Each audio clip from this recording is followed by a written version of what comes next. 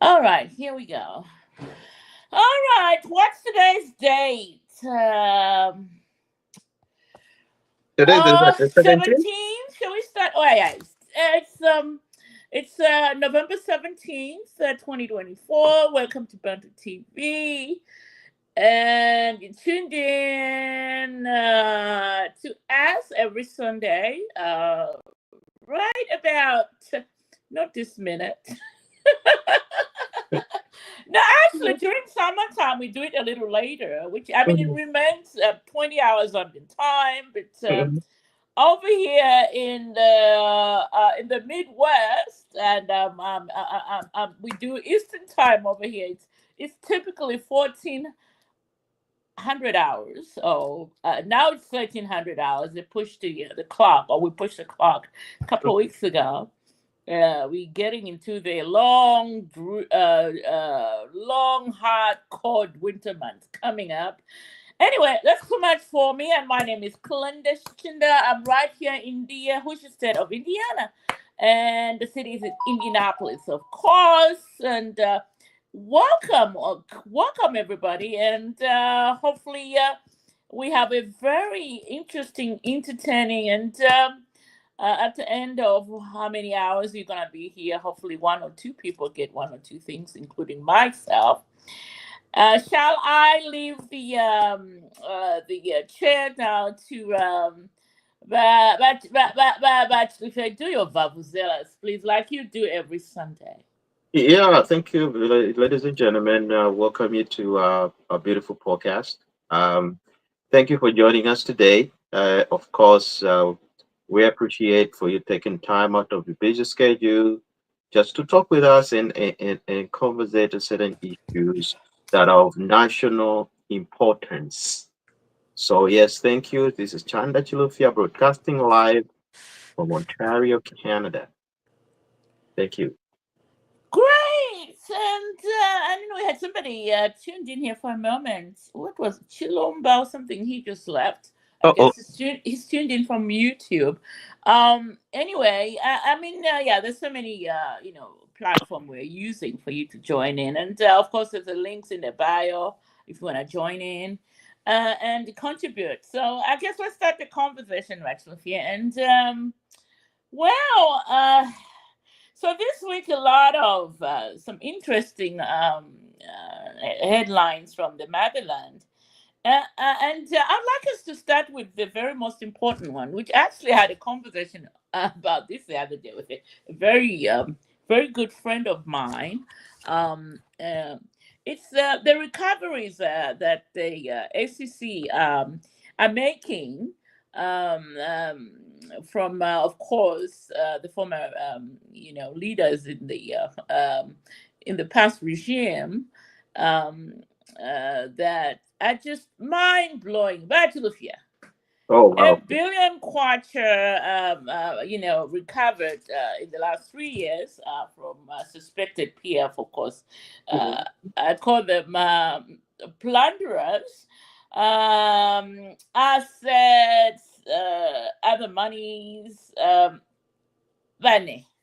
Oh, What man. what kind of leadership did we have? For a country where a few individuals, just a few individuals, had a billion kwacha, almost. I mean, let me put this in dollar terms, because Zambians, we don't react until you listen to the dollar amount, which is about almost $440 million. Just a few individuals out of a population. How many are we in Zambia now? Yeah, somewhere 14 million. roughly, approximately, yeah, approximately. 20 million. Have we hit the 20 million you know No. so just a few of them, $440 million and several 100,000 pounds, and other small amounts from other countries like India, South Africa, of course. Then the mix there. And your thoughts? I mean, for me it's mind boggling. Just a few people, $440 million. Mhm. I mean, I'm not even gonna say a billion kwacha, but 440 million. I think Zambians will react better that way, and still counting. Mm. And that's just cash. We haven't even added the the price of the properties that were recovered and other assets, like cars, Mm. businesses, all that in the Yeah, last 3 years. What it's do you think? but Come in, Batu. it's been crazy. It's been a roller coaster, and we all know that the previous government was one of the most corrupt institutions or party that the Zambian people have ever been administrated over. Because if you just look at individuals, certain politicians, they became rich when they became into power in the patriotic front. Okay, they became all of a sudden they were rich people. All of a sudden they were owning properties. And these are people that it's hard to compare with either saying, oh, okay, H was already a businessman. He already had acquired his wealth through doing business. Okay, so when he came into politics, he had already had money.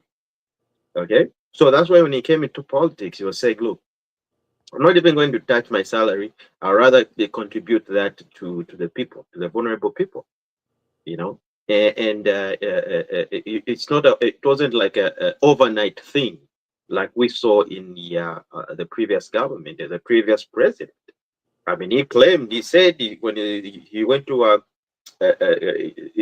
put up his assets, he said this is how much I'm worth. But within 2 3 years he was a billionaire, and people have had questions like, how did you become a billionaire? And this question was actually even asked to him when he went into an international platform. And he claimed to say, oh, I was a well-known lawyer, and that's how I became who I am, because I was well-known lawyer. I did a lot of law practices, and I was a top-notch lawyer. That's what he claimed or crowned himself to be, saying I was a top-notch lawyer. So that's why he could give or gift his children hundreds and hundreds of millions of dollars of property, his son, his daughter. I mean, he was a top-notch lawyer. I don't know how much lawyers earn, if they earn that much in Zambia, for them to become so much. Even the toppest, like, if we to to use his word, like, who's the top-notch lawyer in Zambia right now?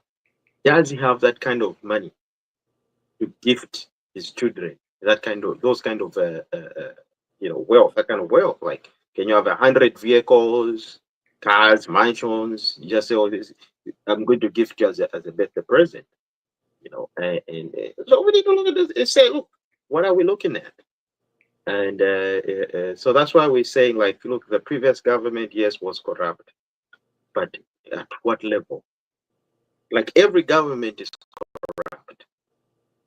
Let's just be honest, every government will be corrupt, even in the Mwanawasa, Kaunda era. But it's at what level is the corruption?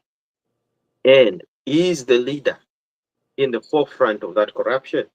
Or is he saying he wants to stamp out corruption? So, but it all begins with the leader, you know. That's my 2 cents on this one. I don't know what you think, Wakalin. I'm still wrapping around the figures, and because if you think about it, the last 7 years of the PF government, they had a first of all a wage freeze. Let's start there. Yeah. And not only did they have a wage freeze, they were also not employing fellow Zambians,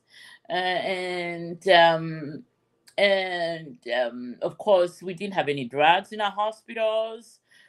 We um, there was a lot of just the public sector was stifled of the much needed resources, and yet you had people like Bowman Musambo lining up the streets, dishing out 100 kwaches or 20 kwaches to uh, those starving citizens, uh, and yet they were hiding uh, millions behind the few kwachas were dishing out in public, and that became the norm. Mhm. And so when you have the ACC announcing, these recoveries just from a handful of individuals, I mean, come on now. Where was this country going to actually? Where were we heading to? Had these people, returned power? Where was Zambia going to be? I mean, we were defaulting on our international obligations. The country was choked by debt, and yet people had all these gazillions, in their banks, in the backyard, and side chicks were benefiting. Like you stated, the kids, were benefiting. Most of whom were being sent out of the country for better education, and then we had millions of Zambians who couldn't afford to send their kids to school.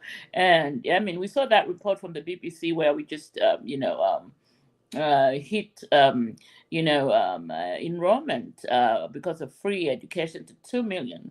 Where were all these people? Where were they? And then we have a billion kwacha in. Oh, I'm sick to my stomach, actually. I am so sick. Come in, please. I'm still grappling.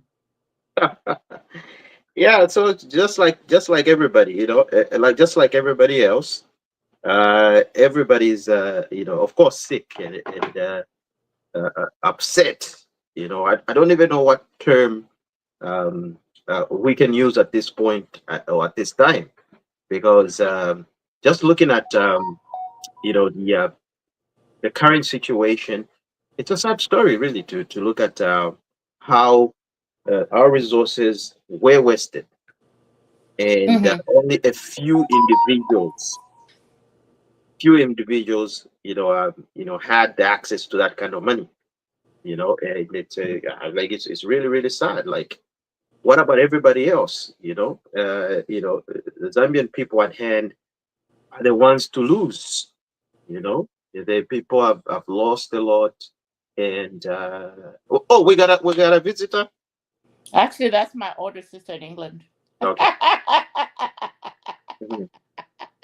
Yes, she's listening in the background. Um, Oh, okay. Oh, I thought yeah. you're Now going let to me ask her. I Moya thought you're going mwanda to introduce wamba. her. No, no, no, no. I was Yeah, just yeah. seeing what I was asking what time it's on. I didn't know the time. We are on right now. Okay, let me Yeah. tell Anna to log in. Okay. Yeah. So go ahead, Patricia. Go ahead. Yeah. So, like I was saying, this issue of corruption is a huge thing for us Zambians. It's really, really, really huge, and it's a big topic. And I think we can, first of all, I think if that's the trajectory we're gonna start, then let's hit the nail on the head. Okay, Tasila Lungu's farm has been repossessed. It has been repossessed by the government or the ACC. And when it was reported to say that she owns about 615 acres of land, Right. uh, the security wings went in to investigate, Mm-hmm. and she was allowed that opportunity to say, "Can you tell us, okay, how you acquired this wealth?" All right. She Mm-hmm. came with stories or whatever or evidence, and then they said, "Look, what you're telling us and what's on the ground is they're two different things." Mm-hmm. So she couldn't substantiate the amount of wealth or land that she has or had. Right now, this property actually has been reported before, way way Mm-hmm. way before even UPND came into power. You know, Yeah, by the now ambassadors to Malawi, Panji Kaunda. uh, Remember, he's the one that yeah. raised the He said that, I remember, yeah. yeah, and I also Mhm. remember, Vanoman Chipakupa. Oh, there you go. He's the one that actually brought it up to say this girl has fenced off a farm, and because in that land there's actually mukula. It's not just the farm, but there's mukula there. Mm-hmm. So because of mukula alone is worth a lot of way much more than what they have actually said that that farm is worth. Because just the mukula trees that are there. Because this story came up when Norman Chipaku at Wakwe to TV that time with Bamushi.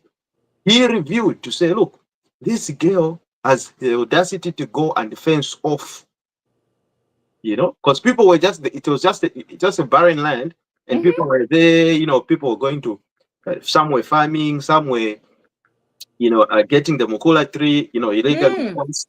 So she said, no, no, no, no, no, no, no. I'm claiming it. So she claimed that land. She claimed it. Okay, and fenced it off. Now you can imagine how much money it costs to fence off such kind of an area. This is a huge area.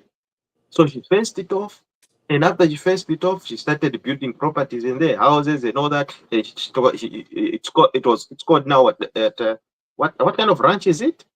I forget the name, but it's a ranch now. Okay, and so when they said, look, you've got this ranch in Sinda district.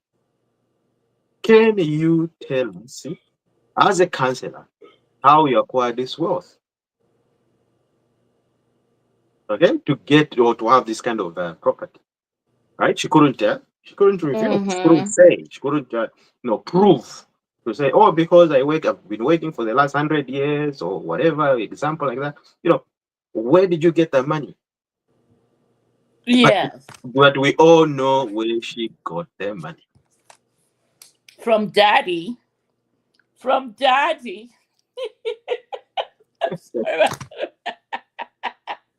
From daddy. The top-notch lawyer who hailed from Chawama. I mean, there is nothing wrong with living in Chawama the right reasons. You cannot be a top-notch lawyer and then you go and squat in Chawama, and then if you're like me, I have no squat, and you give me the keys to the money. My goodness, all my family members will be rich as well. Come on. I'll also be drinking Jameson on a daily basis and taking holidays, you know. So that's the kind of top-notch lawyer we had after he chewed the widow's money. How much was that? 40,000 kwacha, and even Laz stripped him, of his license. So that's the kind of top-notch lawyer we had. But I'm still sick, Bachelor Fear. I'm still sick. You know why I'm saying I'm still sick? At a time when Zambians didn't have, medicine in hospitals, and a handful of them, $450 million, Bachelor Fear. Mm, mm, mm. Yeah, $450 million stashed in banks and houses and side chicks and who knows where else they put this money out. You know, what's his name? The son, Daliso. Mm, mm. Uh, 80 luxurious cars, and we're not talking Toyota, Aliens, or the Vitz that Zambians love now. High-end luxurious cars costing thousands of dollars each. Eh? And he had all those, properties dotted across the land, all those businesses that the father started. And today you're going to come to us and tell us we're being prosecuted over things that, after being caught after your hands were being caught in a cookie jar, so to speak. What kind of persecution are you talking about? You tell us, Bachelor. You tell us.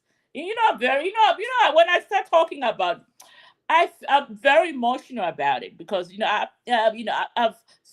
lost so many family members that died because they couldn't afford a Panadol, or they were misdiagnosed because of faulty equipment. And then we had few people with this kind of money. Right, Sophia, help me out here. Yeah, but here's the thing. Um, you see, that's the cancer. Sorry, That's the, go ahead. You wanted to say Yes, go something? ahead. there were 18 of his relatives who were on the payroll, but they never used to work. That's another one. Mm, That's another one. yeah. Ah, 18. 18 relatives on his payroll. They never reported for work, but they used to have automatic money, just being debited in their accounts. Wow. Wow. Wow. Wow. Yeah. Mhm. Let's So, think about that. I mean, when Zambians are talking these are the things we need to be looking at. What is it, Nani, Mr. Lungu is going to come to do that he failed to do in 7 years? If you give him another 5 term, when he had 18 relatives on his payroll. The kids had all these farms. Tasila Lungu getting that farm in Eastern Province. It's actually a protected, forest. And now you wonder why, we are having issues with rains or droughts. It's because of stuff like that. When somebody fences off a huge chunk of land, the size of a country in Europe, these are things that we need to be asking now. Right, Sophia? yeah, I mean, it's what definitely we need to start questioning or asking ourselves to say, look, uh, uh, uh, what was the motivation first of all, you know, and sometimes we need to, if we are leaders, we need to inculcate a certain discipline in our children. Okay, the children shouldn't just be there to say, oh, because it's dad, then we're gonna have everything at the silver plate. They need to inculcate a system where they have to work or they have to gain whatever they have or whatever they want to have. They have to work for it. Mm-hmm. Kaunda deliberately did it. I mean, most of his children went through the army system. Okay, they went through the army. They were trained as soldiers. So once you're trained as a soldier, you have that kind of different mindset. It's a disciplinary kind of a system, and most leaders have used it around the world, and it has worked. And you find that most of the leaders that do that, their children, come out to be just normal, ordinary people. You know, if you look at Chiluba's case, you look at Castro, the way he was, how he Mm-hmm. was, behaving when the father was the president, and if you compare with how Kaunda's children were behaving, we never used to hear anything like that. Okay, of them misbehaving, abusing money, or doing whatever, or coming, like we never used to hear. Or we'd hear, oh, maybe it's in the army somewhere, or he's doing this and that and that. And this even brings us to what our current president is saying. He's saying he's brought up actually in his a system where he's saying, look, we're now going to be training our own children. Even my own children now are going to go and go to the army. It's not because they want jobs or I want them to employ them, but it's just for them to gain a sort of like a disciplinary sort of like a mind. So that their mind is a little bit disciplined, and not take everything for granted just because your father is a president, then you want to take everything for granted. No. So these are the things that actually, that Garibalungu should have taken a leaf from Kaunda. But his children are riding on his mistakes. And I think at the bottom line, we have to blame it on ECL because he's the one that actually, engineered all these things for them to happen. for her to have that kind of land, for his son to have all those kind of Mm-hmm. cars, how many cars, or whatever, 100 cars, like, why would you need 60 cars? Like, what do I need 60 cars for, really? You were not under 60 cars, but Yeah. 80, 80, Yeah. eight zero, I mean, almost 100. even just 5 cars. What do you need 5 cars for? High end. Yeah. Not to my Toyota Vitsu, not to my Ednan. Uh, You see? yeah, So, those are the issues that we need to look at and say, look, what do I need all these things for? Like, really, I don't really need them. But I mean, is it just for the sake of showing off? So that's why the disciplinary mind comes in, and that's why we're seeing, most of the the leaders that have actually been successful in some way, because all leaders are not perfect. But you see, yeah. we look at Kaunda. Kaunda was he was a good leader, okay, and he loved the country and Africa at heart. He had Mm-hmm. it at heart, and that's why he instilled those kind of values into his children. Okay, he wasn't the perfect man. Okay, he overstayed. That's the only problem that was there. He overstayed.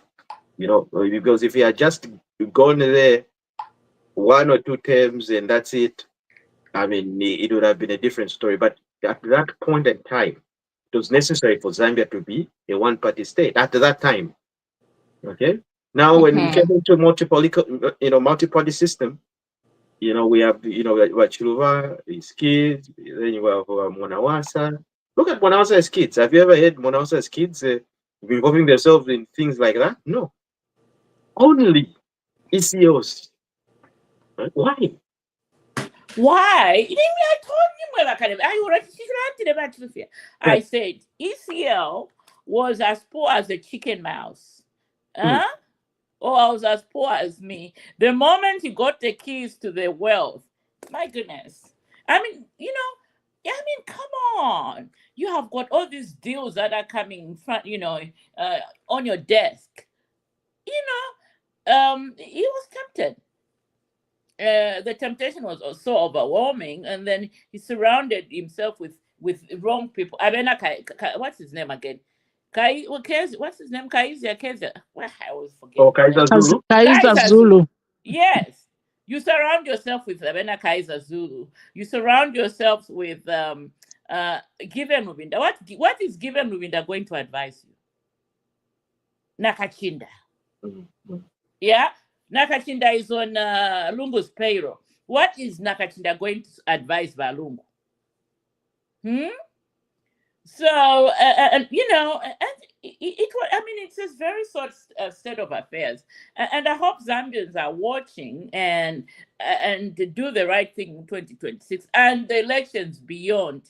Never again should you elect somebody because some people are saying no, he's humble.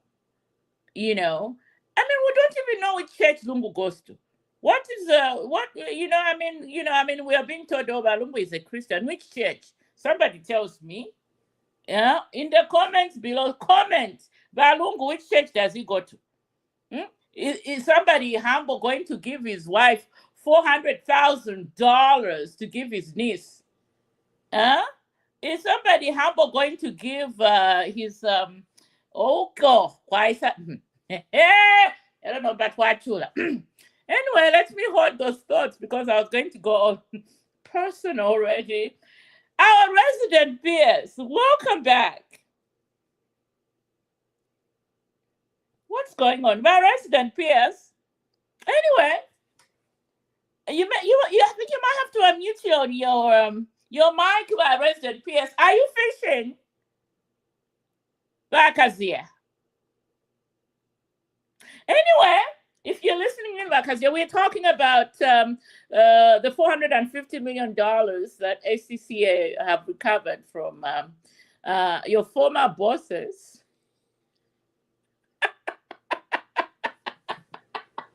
in the last 3 years from corrupt activities. I really am waiting. My ears are burning to hear your comment on this.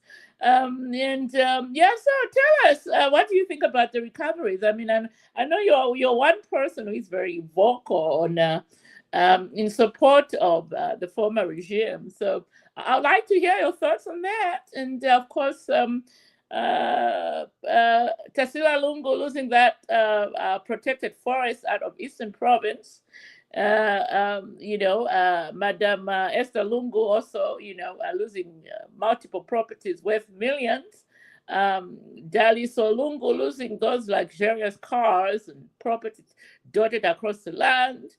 Relatives on the government payroll that never reported for work, and so many others.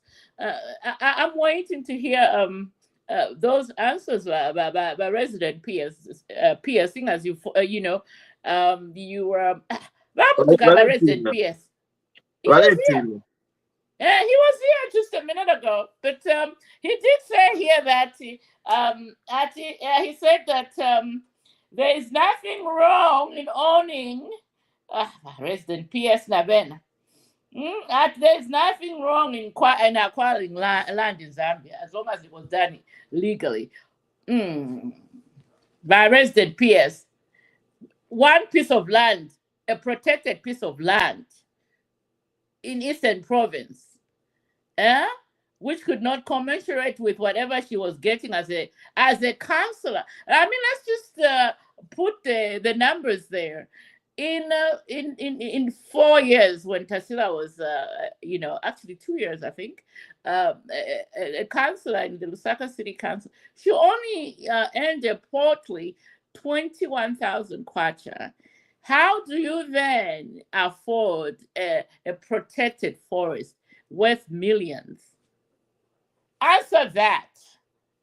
But if you answer that, it's nothing wrong as long as it was acquired legally.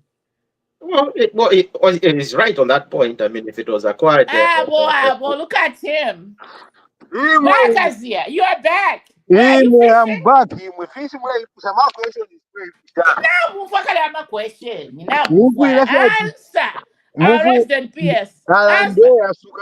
Very easy to answer. Nish, are you fishing, Bakazia? No, can you hear me? Okay, now I can.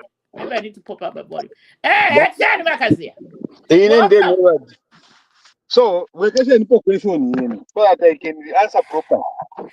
But if you ask Bakazia the questions, please. Ask Bakazia, before I push abantu is the land that has been repossessed, or the farm, the ranch that has been repossessed by the security wings, owned by a former president's daughter, Tassila Lungu. Okay? These things, it was reported some years back. Okay? If you've been following this thing, this is not a new thing. We've known about this land for so many years now.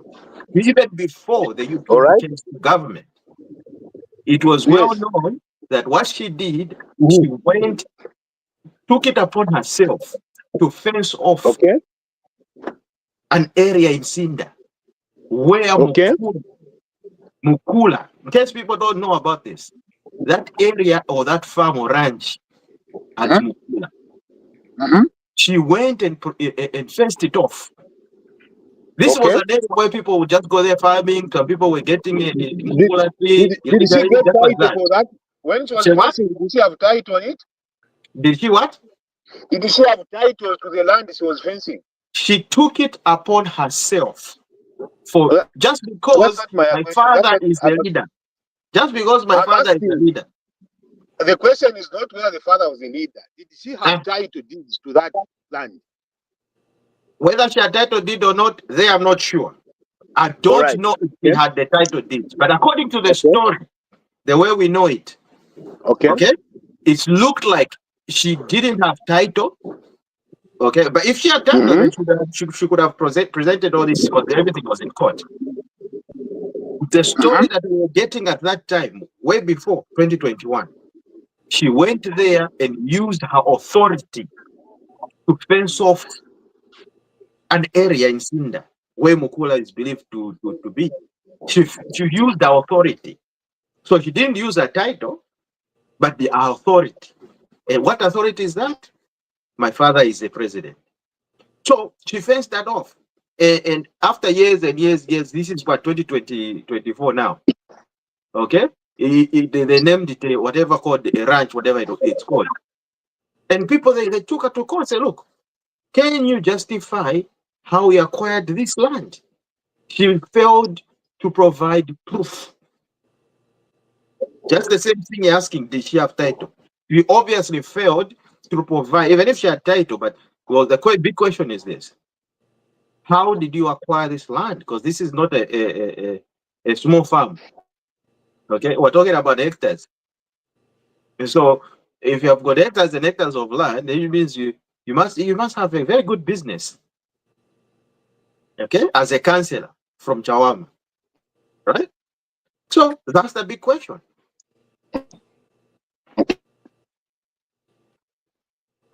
You can respond, Bakazia.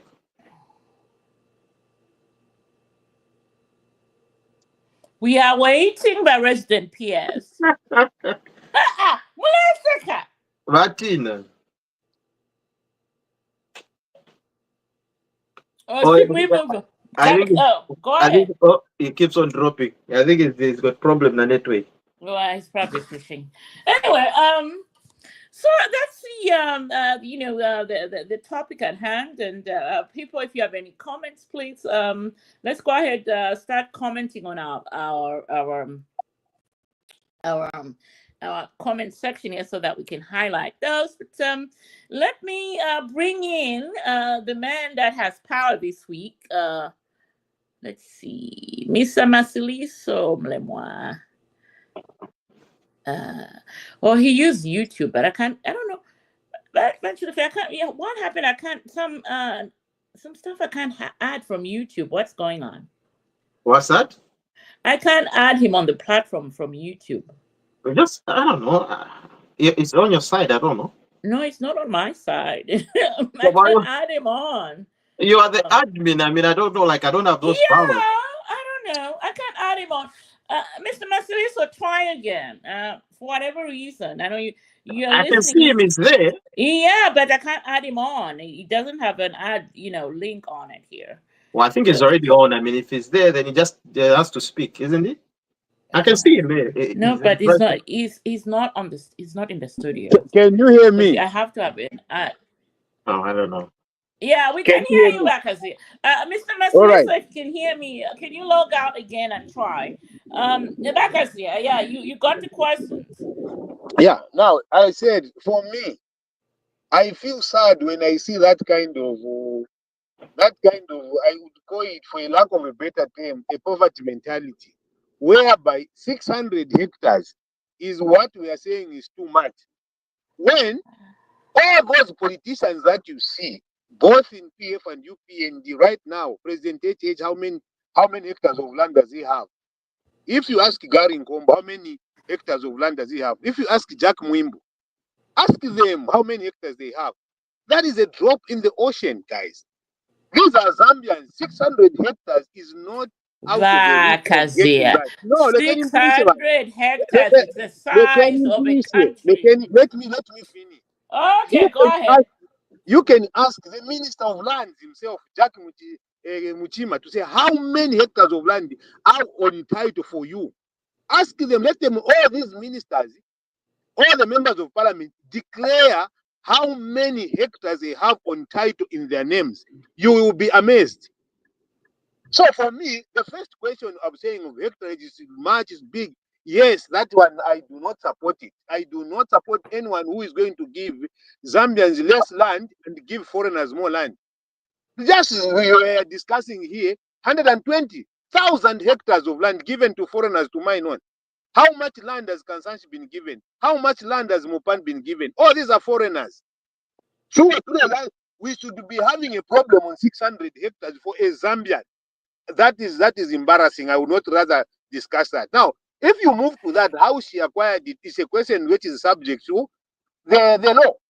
That yes, we can discuss it to say, okay, how did she acquire it? Then people can ask to that.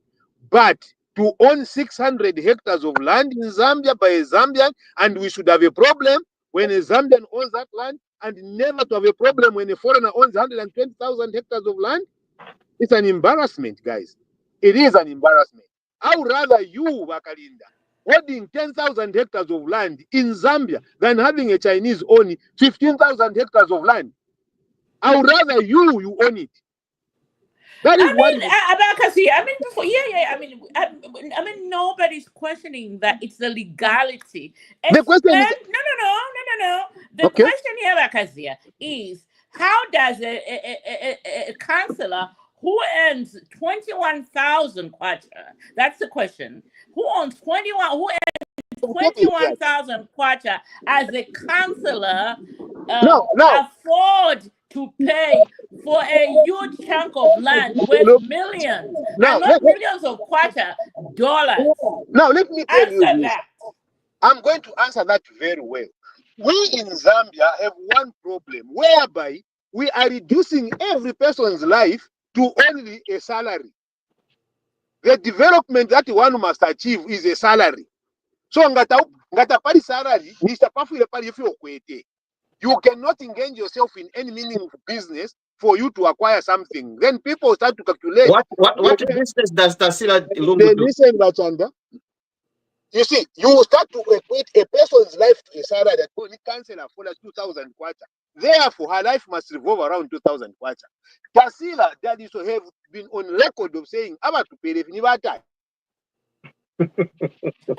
Hold that thought back. These are the things that will happen very soon in the future as people leave offices. It may not be today, it may not be now. Right now, that thought children are business people. They are going to own property. They will own land. It will be in conclusion, it is so unfair right now. About land. When we all have been seeing what the father has been doing. In conclusion, I do not support that kind of political persecution based on people not having a different view about it. I do not Thank you, Wakasia. Thank you. Shall we hold on? All right, Wakasia. Hold on. Hold your fire. Hold your horses right now. Let me bring in somebody in Zambia who we have missed on this show. Masiliso, welcome back. Thank you. How are you? We are fantastic. We are absolutely fantastic. And you know we love these topics today. Yeah, this part of the world, connectivity challenges, you guys in developed countries, you're okay. Here, it shows us that we are really in a developing country. we're yet to catch. Yes. So, Masiliso, we are discussing the $450 million recoveries from, that's cash and other assets by the ACC from former PF. I'm sorry, but that's who they are, plunderers in the last 3 years. And of course, high on the agenda is the farm or the ranch that Tasila Lungu forfeited to the state because she couldn't prove it. How that farm came into her possession, having been paid only 21,000 as a councillor, and she had no businesses to show how she got millions to pay for that ranch.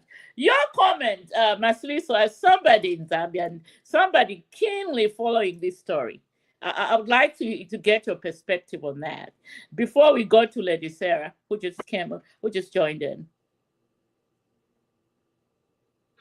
Yeah, I don't know. I just came in when is it Mr. or Dr. Kajira or Mr. Kajira was just putting up an argument that you are reducing. Kajira is a PF sympathizer, so you know him. He comes with his uncles. That argument of saying that no, you shouldn't push someone just from a salary. Okay, I understand that, but why didn't you still have that land, that farm before the father became president? It would be a different story altogether. So we're not politicking here, we're talking about facts. I don't think she had the ability or the capacity to end that. But she was given an opportunity in the court. Why didn't she prove that in court and so on? So that's what it is when you don't get, in a for money. Those are the consequences. What you saw, that's what you're going to reap. So does it mean that because it came through President Lungu, then it becomes legitimate? Thank you. Oh, great. Lady Sarah, sis, come on in. We missed you last week. Welcome back this week. Do you Good hear her? morning. Is it good morning, good evening, good morning? It can be however you want it, sis.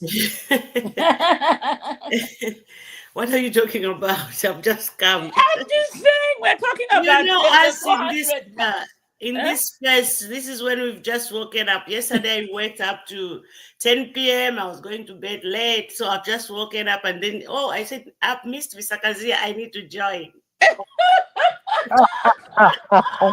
Sarah, I miss you too. Oh my God. Oh my God. So I don't even know. I'm checking what you're talking about. So this 450 million, hey, US dollars, really? Yes. From who is this one? From Esther Lungu, Daliso Lungu, Chieso Lungu, Tasila Lungu, Steady Mwale, you name them. Lusambo included. Tell them. These are dollars, not kwacha. No, dollars. kwacha, it's 1 billion. I want to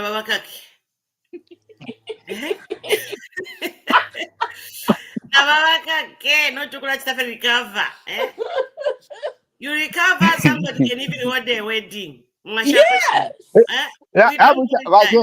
Vakera. Uwafet wako efefendera that okay. Vanga nabasitari zaini bonse bakakemi. Resident peers. Let Lady Sarah finish her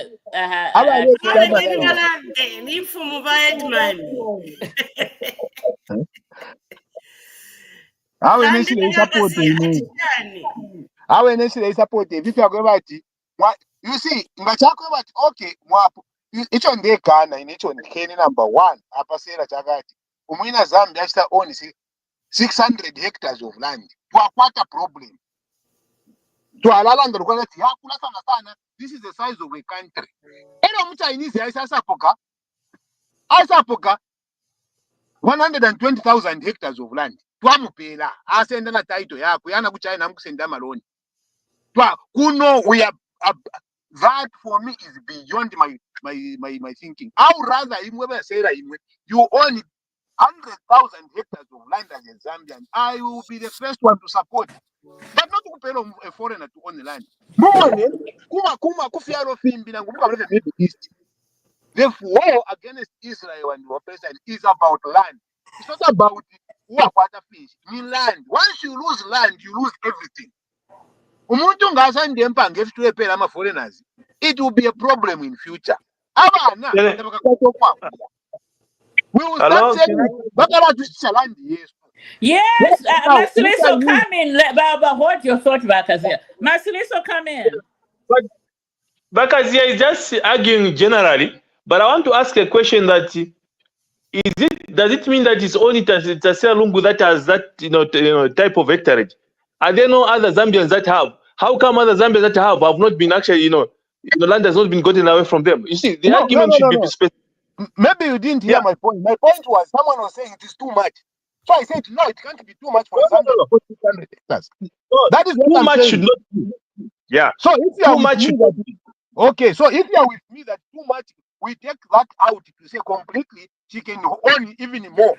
Then we can now start to discuss how the process of acquisition of the land was, isn't it? Yes. To me, it shouldn't be about that. The question will be the process of acquisition of land. Now, number 2, exactly. Someone was actually having a problem fencing it. I'm saying no. Did she have title to the land? If she had title and she fenced it, the title was legitimate there because there are thresholds under which the chief will give, under which the minister gives, under which the president gives. They are all those thresholds, and you must meet the criteria before given title and before someone signs it. So if she had title and she fenced it, that is a non-issue. The issue would be that, okay, ngamalanda twalikwete wafumise kwisempia. A problem ilipo hapa. This one, they have said it is a statement of fact that they will even mention that these things are processed from our father family. Then you say, no, you can't, you have failed to explain. What kind of thinking is that? If I give my son a car and he says, oh, my father gave me a car. No, you failed to explain that you've gotten a car. You cannot own a car. He's telling you my father is here. Ask him. If Okay. he's saying no, Okay. why are you failing to ask the father? Surely, Bakazia. Surely, Bakazia. Surely, Bakazia. Bakazia. Just telling the court, my father gave me the money. Well, When there is no supporting good document, yeah. that raises questions, ethical questions Can for you move everybody. yourself? I don't know what that noise is. Let me see who has. Let me try to mute. Okay, we got it. Bakazia, are you fishing already? No, I'm not. I'm just Yes. listening, waiting for the question. Okay. Go ahead, Maslis. Yeah, the question here. Okay. I want him to give me a very good submission. Does it mean that from where he stands, the fact that Tasira was given more than 600 hectares by the father, does that really make it legitimate? That because it came through the father who was the president? I want him to answer me that question. No, it's not that the land didn't come from the father. The question is that how was the acquisition? You understand? But then, if I say the acquisition, first of all, if you find a car, they ask my son, can you explain how you got this car? It is not about how the car was delivered. How did I get it? Then my son says, it is my father who is there who gave me this car. You understand? That's what I'm saying. When they ask you, where did you get the money to buy this land? The money to buy this land and the infrastructure you see, it came from my father. What do you say? Do you say now you're failed to prove where you got the money from? Can I say something? I think the floor was with me. Yes, Bakazia. Awe wakazia tunashingira fena bwangu nasa feti kashishtailishana. Let me go in. I have missed Mr. Kazia. You know, as much as we want to praise the courts and everybody that is doing this, what Wakazia is saying, I don't know who is Mr. M here. He's saying, when you say that somebody tells you that I acquired this thing through this, you need to go to how Imoba land, how did you give this? Everybody has to be, that's why corruption because we live in the loopholes. The loopholes, there are those loopholes. How can somebody acquire such an amount of, land? So our lands, they are corrupt. They need to be brought to the book as well, So if you got from your father, you people are court target the father. Now the problem we have is the father is the former president. So what is the law going to do? What are we going to do about this issue? Because everyone says, oh, Walungu has got immunity, blah, blah, blah, blah. So who was stealing? Who is the thief who was giving to the other people? And lands, that land, whoever sold the land, if she bought it from the private, whatever, somebody who is private, kumukonka, ngaiwe, where did you get this land? How did you get it? How did you sell it to Tasila or whoever it was? So these are the loopholes that I think Mr. Kazia is trying to point out. And Before coming, I think we understand all that. I think the question is, take for instance, Uyunan Tasila, that land in Eastern Province, that was a protected piece of land.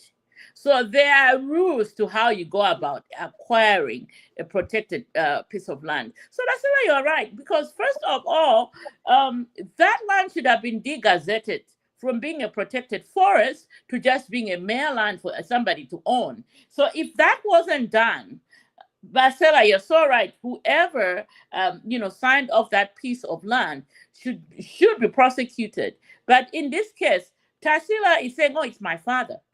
So the father did not follow the law in No, degazetting that land. Like the way they did for No, Wakalinda. You are misrepresenting there. no. Not say the father. See, when they talk to the source Nimamulanda, but one of them are ginger. You said the father.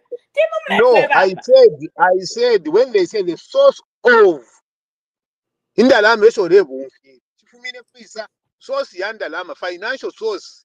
Financial muscle. That's another angle. That's another angle. Okay. Here's the thing, Vakazia. I think let's put this topic to bed.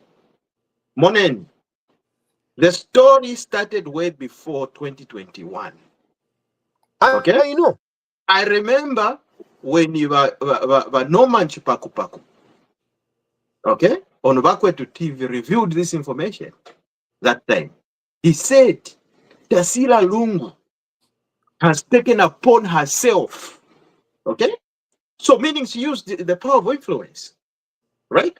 It wasn't done in a proper manner. And among no, it's not question. Among land your Zambia Jones in the Chipata Yonse, Western province. Why that particular land? It's because that area is well known for Mukola. All right? Even when the Mukola scandal was happening, Tamwana overcome stories at all in Mukula Mona boss. Mukula was being exported left, right, and center. I didn't hear that. The same ama PF cadres at for one the first point. time okay. At one, everything is on social media. Ama PF cadres at one point they had stopped ama tracks going via the same PF cadres. So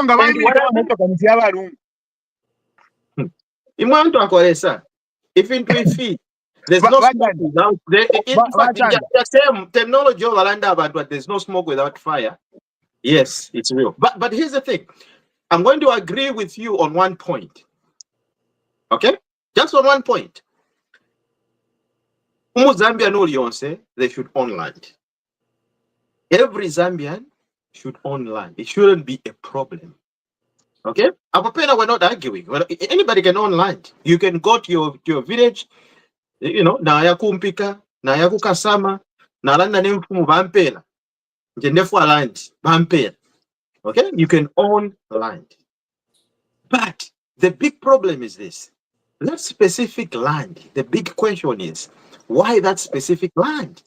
It's because of what that land had. Can I answer that? Oh, everything was done even way before. If she had went ahead and fenced the whole area I'm going to fence it off. That's what she did. That is why the $1,000,000 question is that when she was doing that, did she have title?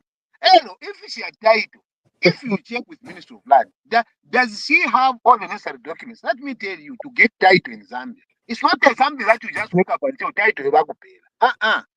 There is all these processes in our the consent of the committee, if it is certain level, seismic report, everything, the council, the inspection. Now, if all that was done, that's why I said, if it's your title, and in the procedure, in the rules that we designed for ourselves as a country, how to get the title, she got it. What would you say if she followed all the rules to the letter and now she got that land? Because everybody gets a land where they think they have interest. For instance, me, I have land where there is water. Because in that what I mean, I can irrigate. Other people want where there is a swamp, where they say, oh, swamp, I can keep animals. And this I'm telling you one day. We are setting up our current leadership for failure in future, for everything they are working for. In conclusion, we are digging a future for ourselves.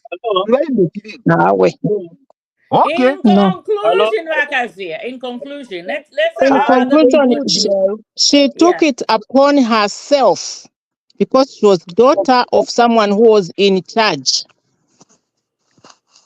Right, right. I think did I hear did think I wanted to say something? I know you were listening in. Okay, no, Bama Silisa, you come in, please. Yeah. Okay. The only problem I have with you, Bakazila, is that he's arguing academically, but we are supposed to argue in context of the case. Says, Imama, our problem with Zambians. We're not generalizing here. We're talking about Tasira Lungu. So the argument should be in context. Eh? So if we Yeah. begin to talk generally, then we'll become academic. But we're talking about this case in particular. What facts has he got that actually she got it right, and even the money she had was legitimate and so on? That's how we should argue. So if we just argue anyhow, it becomes academic. Thank you. I agree with Yeah. you, Amazaliso. That's why I'm questioning certain things so I can remove academics. Okay, we say Tasila Lungu, let's discuss her. Number one, does she have title to the land? Yes. Did she get it legitimately? If the answer is yes, if she didn't get it legitimately, what do we have against that there was illegitimate? Is it that because the father was the president, therefore she was not entitled to get land? So the question is, we zero time to ask ourselves serious questions right here. Because what is happening to Tasila Lungu can happen to that son of HH the moment he leaves office. People are going to ask you the same questions we're asking today. Oh, you didn't have this business, now you have it. So shouldn't he do business because the father is president right now? And we must protect him even for future. That's my point. We shouldn't be asking. Let's ask the questions that, okay, if you're a son for the president, what constitutes a crime in terms of doing business, in terms of owning land, in terms of owning property? Rakazia. Who reached Owning that? 84 cars. Yeah, go ahead. Go ahead. No, I was saying Tasila, she took it upon herself to fence that land.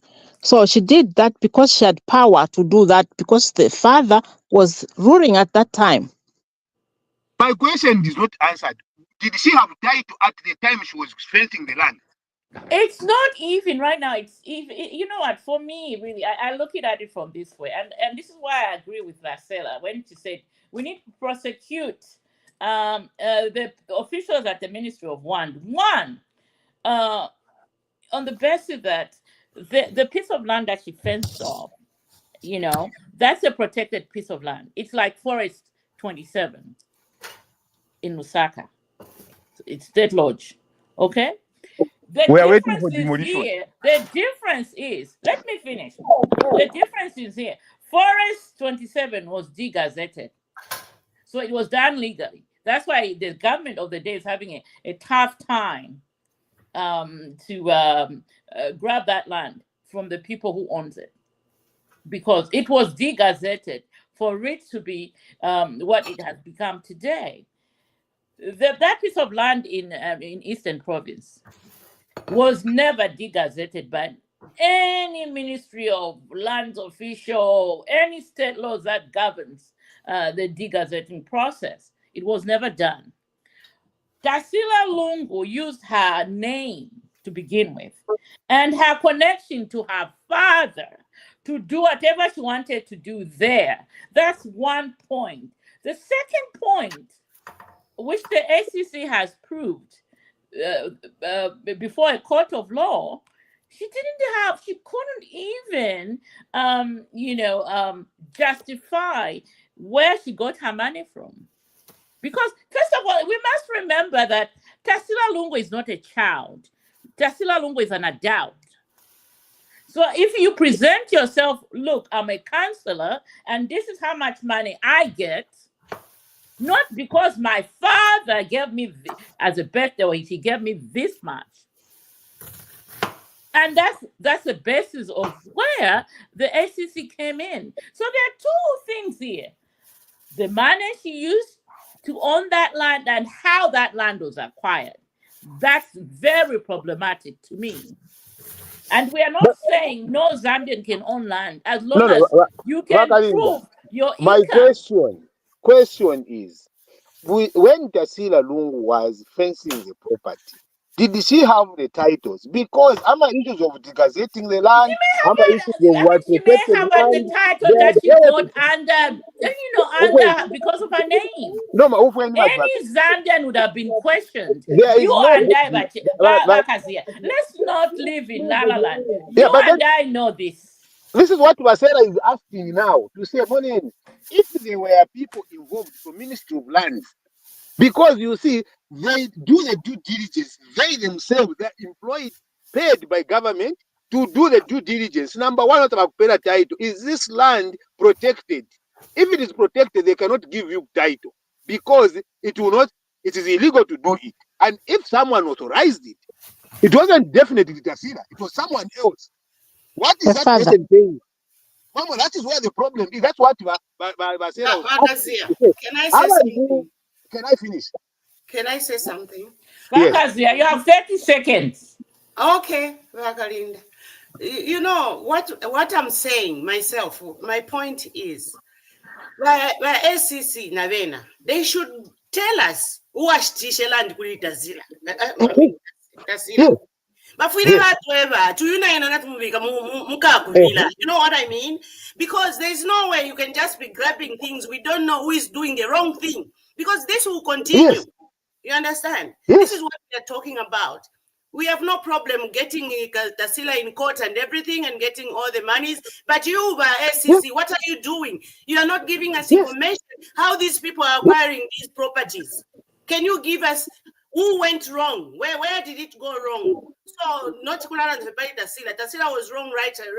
Quite all right. But Imoba SCC, Imoba in anti-corruption. Those people who are anti-corruption, they are all corrupt as well. Most of them. Sorry, they're the ones that is socialistic. I think you are you forgetting the environment where we are coming Can from? I finish talking Bakalinda? Go ahead. Bakalinda, so many cases have been going with anti-corruption. Balusambo. Tell me. Balusambo, GBL. 1%, but somebody who steals tomato and everything is in jail, suffering. So anti-corruption, they have no teeth to bite where the source of corruption is coming from. And they even waste money getting one day 600 hectares, wasting more money than what it costs the land.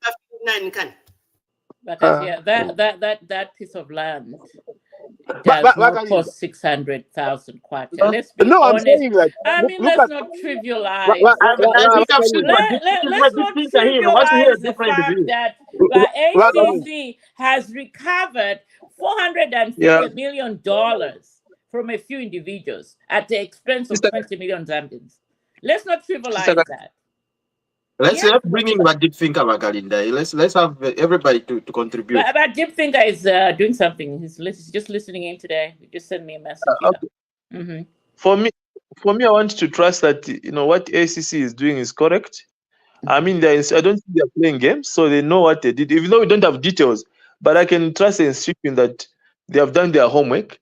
Because Tasila is not the only one that has got that piece. There's some Zambians that have got even more than that piece. More than that hectare of, and they have not been victimized. For them to go to Tasila, it means that there was something that was amiss. That's what I can say for now. Thank you.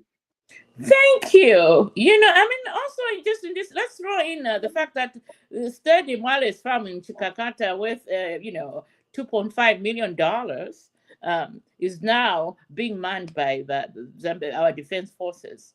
That's a piece of land that was gotten from one PF cadre who got, and these are facts, who got a deal from the ministry to supply uniforms at the Ministry of Defense for $47 million, out of which he took $2.5 million, paid some Australian farmer in Chikakata, Southern Province, and acquired a farm.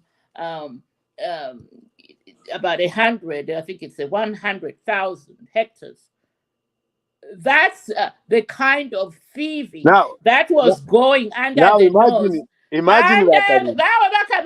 You're going to come in. Under the nose of our top-notch lawyer. Now you can come in. You see, that is why at times when crime is happening, the president is outside of it. Right now, we just said when Kakubo was sharing the money with that Chinese, was the president there? And was he not still the president? Some of these criminals, let's not That's a different case. That's associate. a different situation. And now I have a right to give an example Capusa. where I want. And you You know must what, not Rakazi? I always have issues with you when you bring in examples that because really the are left examples, field. you see, Capusa criminality. na nena kusana. They're under criminality when someone is in state house. It doesn't stop criminals. No, but that was a private arrangement. It any No, business. whether it's a private, It's known as that's his business. That's what he does. there's no business that you Right. can pay $200,000 cash. But the way you're trying to mislead here. There's no way. Which bank Private business. A business actually. which bank did that money pass through? Everything was just shattered. It's not right. You see, it's not right. You know, those are things of course. The Let me give you an difference is example. Kakubo resigned. Whether he resigned, that is criminality. Why did he resign? Because he did something wrong, which he must be prosecuted for. If it is wrong, why should he resign when he's doing things right? It's because it is wrong and it's criminal. He must be also. So why are we highlighting Kakubo? The issue That's why I'm is saying I just gave an example. I gave an example. I didn't want No, your example by Kazia, it's left field. No, but you see, you can't say it's left field when you are giving an example. That these things were happening when ECA was president. And I'm saying it has nothing to do with the president being in there. Because even under the current circumstances, there will be criminalities that will be happening. For instance, God turning into copper overnight. Bakazia. Mukwai. You don't want to answer that question. Let me bring in Masiliso. Yeah, me, I want to see Bakajia to me, basically, when we are arguing, we should argue in context. But now when you bring in other issues, it means that the argument actually becomes polarized. So yes. Let's talk about State Dimwale. What are you talking about? What are you saying about? No, is it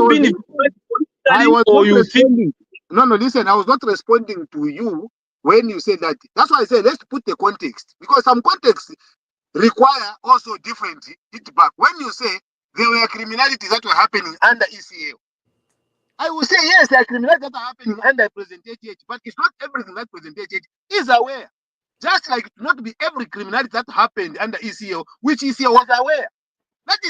Are you telling me that Kazia, but ECA was not aware of somebody being awarded $47 million to Ministry of Defense? Because 47, if I'm the president, $47 million, Mwebantu. So, for a country like Zambia, it's a lot of money. And you are the commander-in-chief. Now you see why I'm responding. Look at the question. And you are the commander-in-chief. And I'm giving the same response to say, wasn't President HH aware that now Okay, let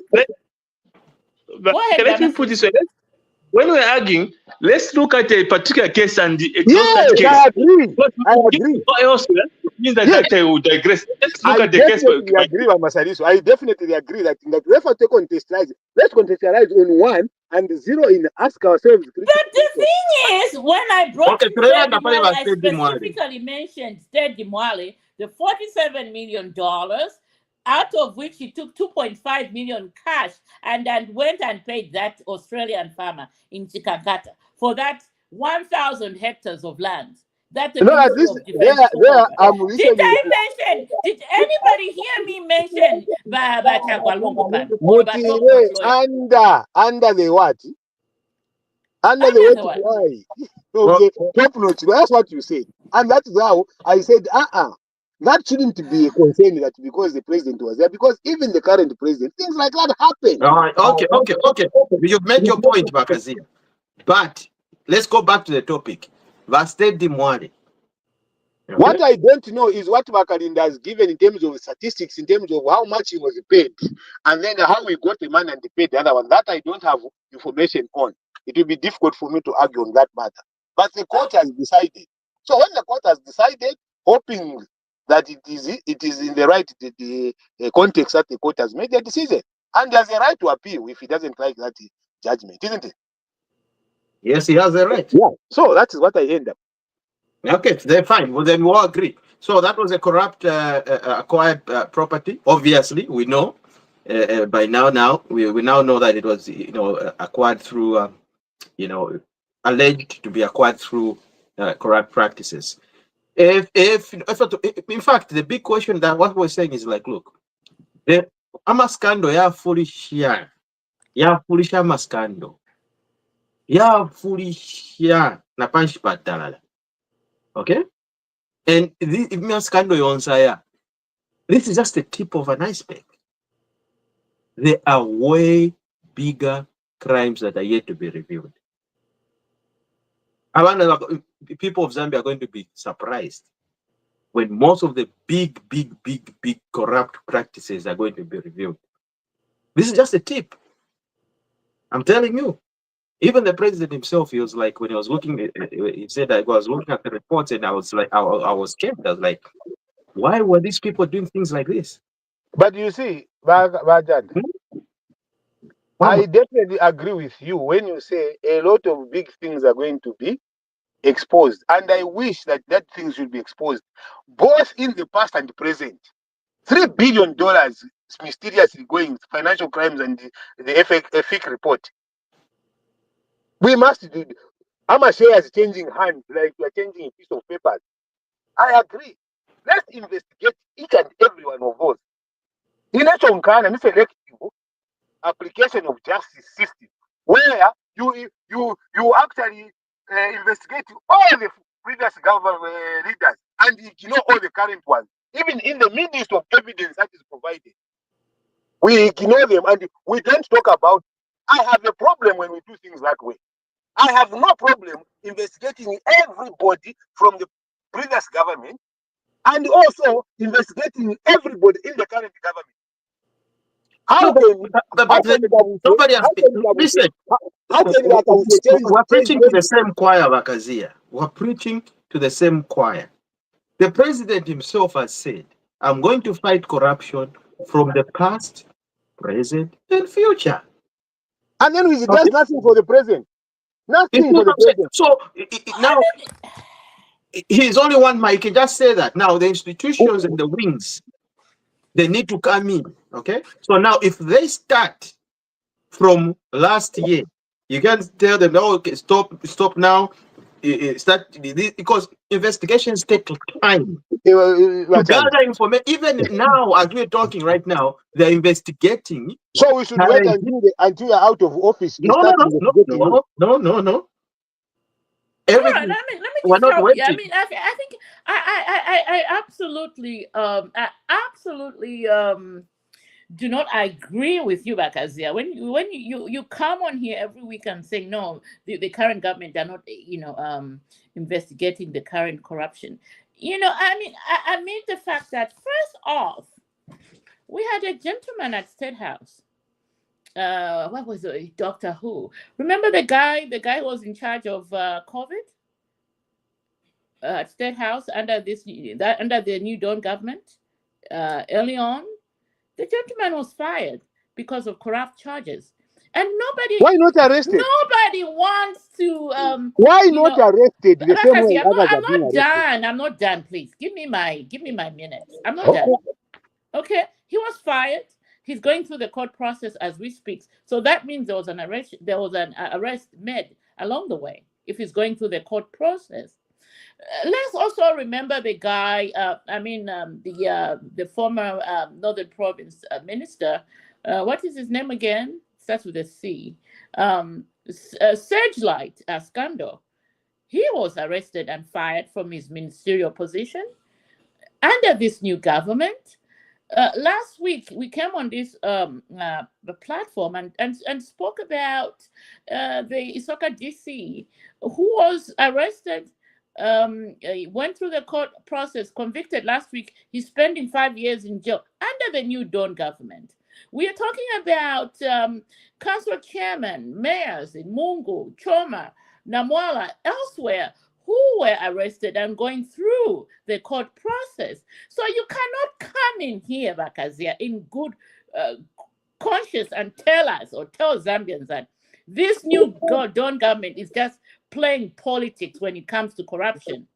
I can justify my statement. You I can't. You can can't do. justify my No, statement. we can't do that. No, Let's I'm not play saying to the gallery. I can justify my statement and give critical examples of what I mean. Because those are peripheral people. People that Oh, are inside the state house. They've been mentioned in the scandals. Ministers Kabuswe, God turning into Kwepa. Zero quiet nicely. Zesco. They have 65 trucks at Ministry of Health. These are worth billions. 3 billion is mentioned. Who is being investigated? We know if SEC said ministers are being investigated. All the ministers still have their portfolio. Who is being investigated? When are they going to tell us who did what? You can't go to the DC councillor but 200 water because of procurement process, which money is given out in the pocket because it's a process. But then you forget about these things that you are mentioning. Resigning is not enough. That is what we have seen. Resigning. We are a consent judgment, the former SEC director general. He was procuring consent judgment. The only thing he just resigned. Why has he not been prosecuted? These are critical things that people are mentioning.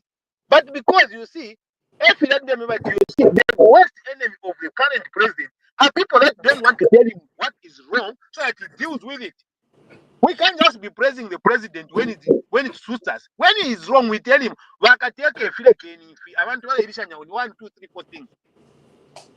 Why is done better? We say yes. He has made pronouncement on CDF. It's not him to go and implement the CDF in each local government. No, there are other people that must do it. But the question is that if those people start stealing, then you say, CDF, that is what I'm telling you. For me, from where I stand, I'm saying that these things that we see, can they be consistent in terms of following the rule of law? We shouldn't follow the rule of law, but let's be consistent. Bakazia. Why? Under the PF. Oh, okay, Mr. Nasiris for coming. The problem that you see, when we are discussing a topic, we should be within the context of the agenda given. So when we begin to digress and become we begin generalize, then we'll not be concluding on the matter. Correct. So that's just my. So let's get a topic and look at it the way it is. But when we begin to go to other whatever, now we're going to generalities. There are a lot of issues, yes. But let's talk about what is on the table. Thank you. Oh, thank you. My brother, you know, there is no way when you are discussing a topic, you can give examples. So if you talk about the restriction of just that topic, there are no examples, it can't work. No, all right, it's been over an hour. Let's just go to the, because we have other topics that we haven't even scratched on. Shall we conclude on this topic and move on? Because I'm having a hot flashes over here now. That's what I'm talking about. Because we're back as the where is Deep Thinker when you need him to calm me down? Shall we conclude on this topic? Is that Deep Thinker? Are you done? But Deep Thinker, what you want spectator? Yeah, I wanted him to calm me down. Because Rakazia is giving me hot flashes this morning. I'm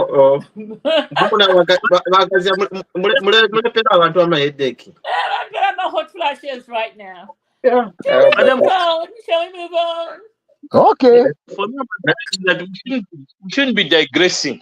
So that we even dilute the topic. We shouldn't digress. Correct. Yeah, because we need. Yeah, and it's time factor.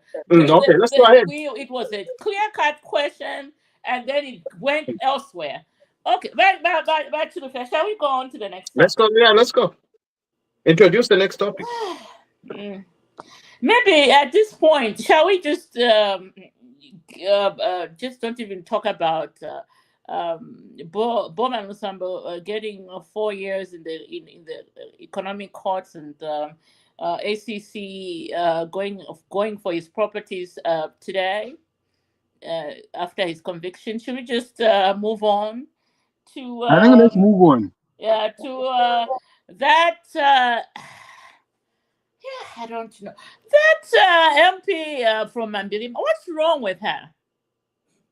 Yeah, we're childish. You know, What did she do wrong? Jenny Chisenga. What did yeah, she do wrong? she's very childish. What Yeah, did she anyway, do wrong? you tell what Very, very, Jenny very, Chisenga very did. childish. What Like, did you she know, do wrong? oh, here's the thing. Your behavior is what represents who What you are. did she do wrong, Bachilufia? Muneni, nga mwaingira mu nganda y'amafunde. Eh. There's a certain way that you need to represent or present yourself. That's not a Decorum. place like So what Okay, actually did she do wrong? question. I want to give a background so that Okay, and then you tell me what she did wrong. abantu bose abaletamba basitechani bomfwe. Okay. There's a certain way in which you need to carry yourself. Okay? That's why they call you a honorable. Okay? It's a specific kind of breed, specific kind of intellectualism that gives you that title to be in that house. Now, if you're behaving like a school kid, classroom, then I don't think people will call you honorable, because the rules of the house are simple. The rules of the house are simple. Okay? The speaker is presiding over everything. And when she gives guidance, you need to abide to what the guidance is, what she's saying. How she was busy laughing, going back and forth with the speaker. That's what she did wrong. She was busy laughing at her. So the speaker had no choice but to say, to give her matching orders. Now, this shows how immature and how childish, certain members of parliament can be. So what? It's not the first and not the last. We've seen it through even Munias. I've asked about na mundu fiapa. What did she actually do wrong? Chinese. Well, let me just help you out. So, you started very well, Chilufia. There are standing orders that must be followed when you enter the house, and even when you are addressing the speaker, there are certain things that you must do, and one of them is stand up and address the speaker in a respectful manner. And that young lady didn't do that. She walked into that house looking all drunk, sat and started disrupting the house without even standing up. And the manner that she was addressing the speaker was absolutely disrespectful. And so, with that, she was given the matching orders out of the house. And she caused more mayhem. The house had to be adjourned for 5 minutes for security to escort her out. Now, is that what the people of Mambilima voted for? To see their member of parliament disrupting the house, walking there? I mean, me myself, even right now, I'm having a glass of something, but I'm going to respect everybody. And I'm going to conduct myself in a very respectful manner to all. But that member of parliament did not do that. And that's what she did wrong. Let's start with Masiliso in Zambia.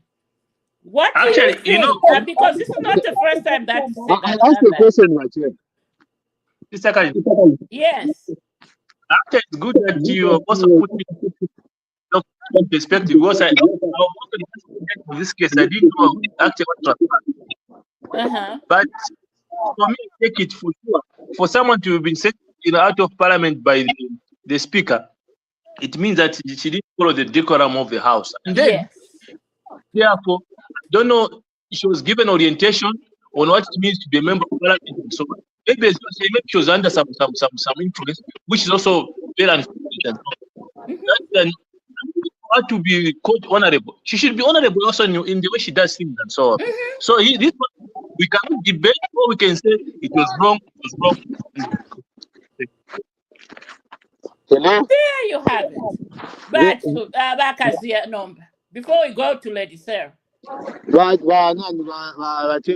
The speaker was just emotional for nothing. And we must be able to call the speaker for that.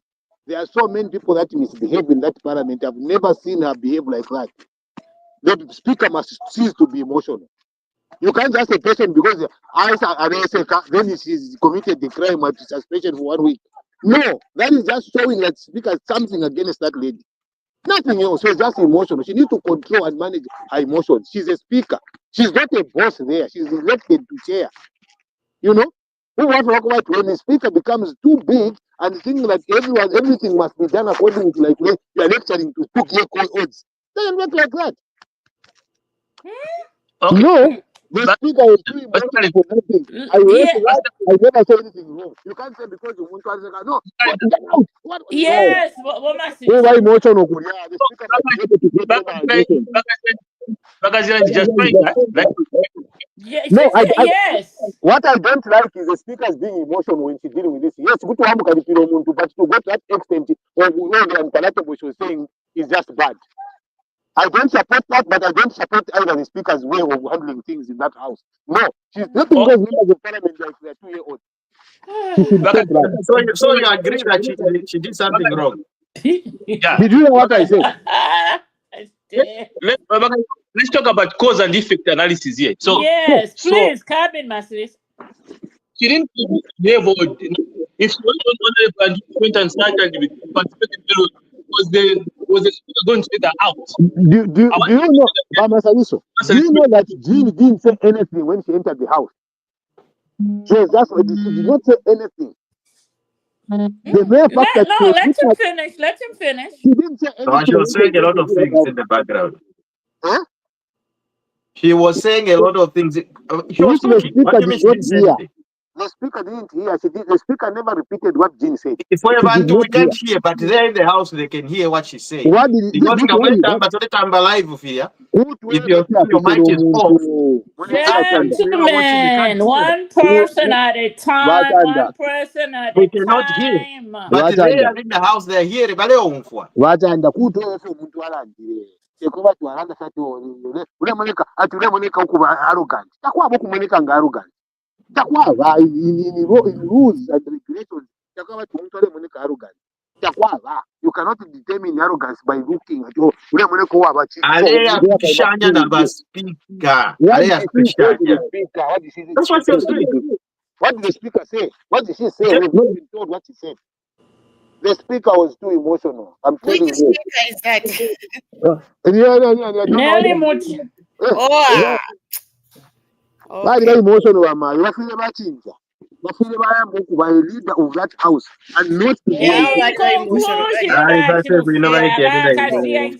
let the people coming, please. Okay. In But conclusion, in conclusion, I don't support what the speaker did. That is being too emotional for nothing. All right. Let's move on. Lady Sarah, your comments on the Mambilimba MP's conduct in Parliament that led to her being suspended for 7 days. Your comment. Oh, she's suspended for how long? 7 days.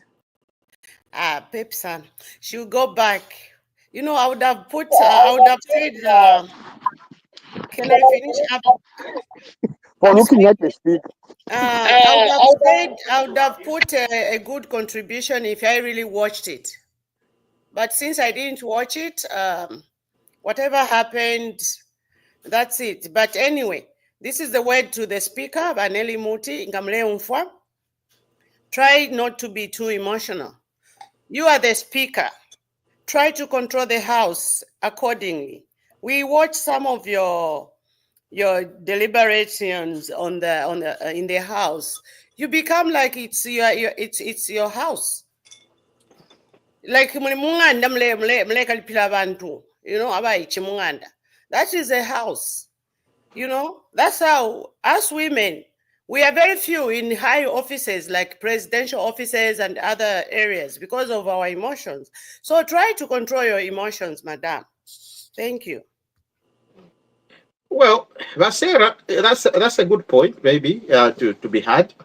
But me as a man, okay, outside looking in, I can say one thing. I think she needs to assert her position and assert her authority, and people need to respect it.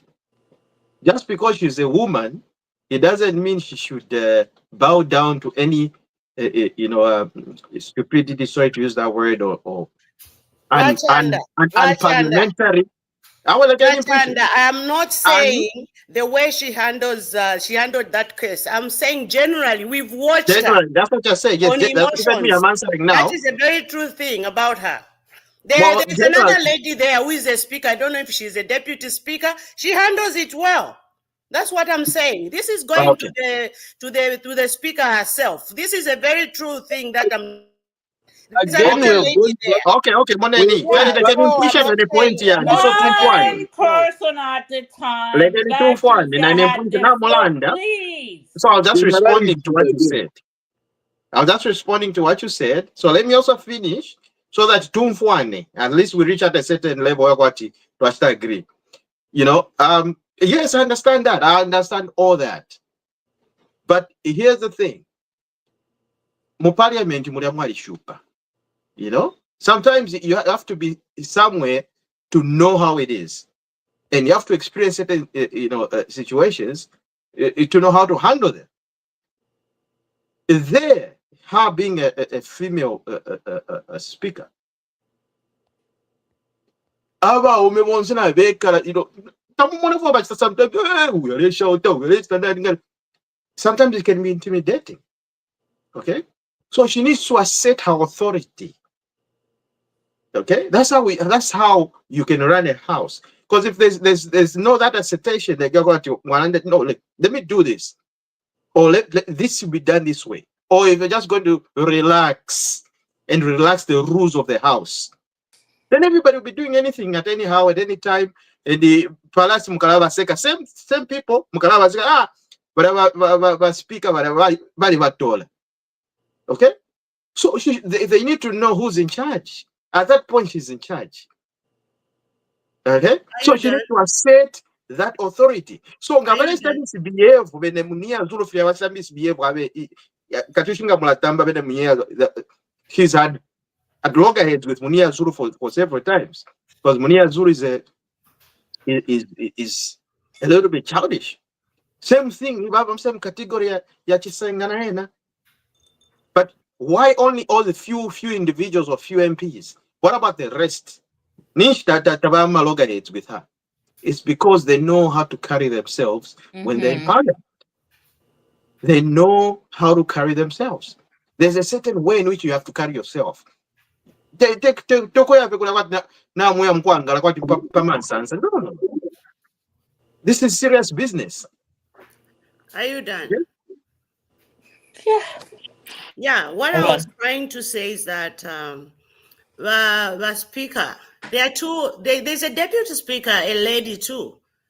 If you compare the way she handles the cases in there, she's also a female, but it's different from our many, speaker, Vanelli Muti.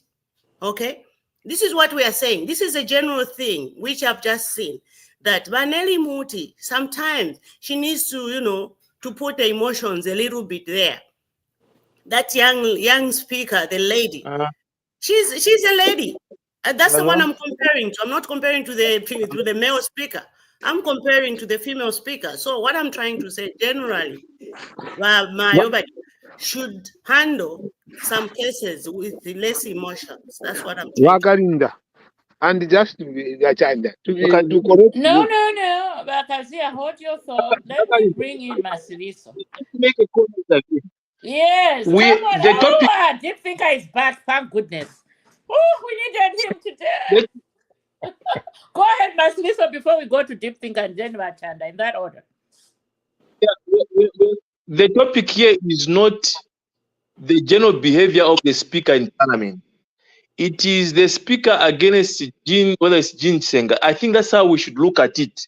But now we're talking about if we generalize again general behavior, it means again we are almost like moving away from it. We want to hear what she did and on the best of that, was it a bad decision or a good? Not the way she behaves another time, but that particular case we're talking about. That's how I would want us to be submitting, basically.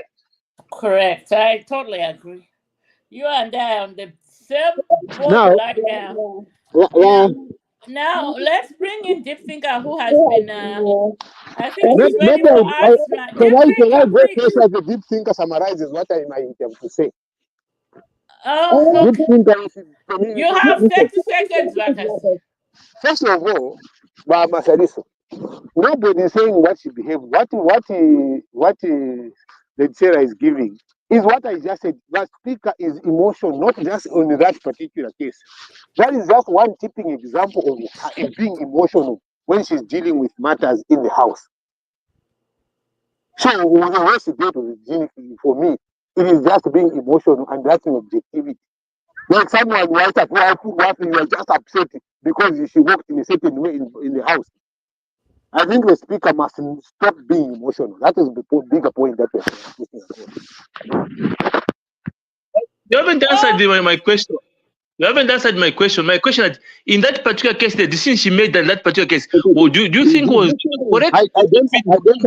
I'm answering the question. That she shouldn't have done that. It was bad because it was rooted in emotional, being emotional than objectivity. So what she did was bad. Right. Deep thinker, you ready for us now? Yes, I am. Sorry, I had some other engagement. Oh, So, we welcome so, you. so on this issue, uh, it's very apparent that each side is looking at what happened in Parliament differently, and the understanding is different, just like in Zambian politics. But what I want to say is that most parliaments, including the Zambian parliament has some processes in place. So for me, it's very premature to make a comment because if somebody is sent out of parliament, there is a process, there is a committee that hears the case and then decides whether the speaker is wrong or the MP is wrong. And sometimes it even goes to court. And at that point, I think that's when I will be able to submit, because right now I don't know what's going on between the two. She's suspended for a week. Now she'll have to go through some hearings, some processes. She might be back on Tuesday. She might be back, I don't know, depending what the committees decide. So for me, that's premature for me to comment.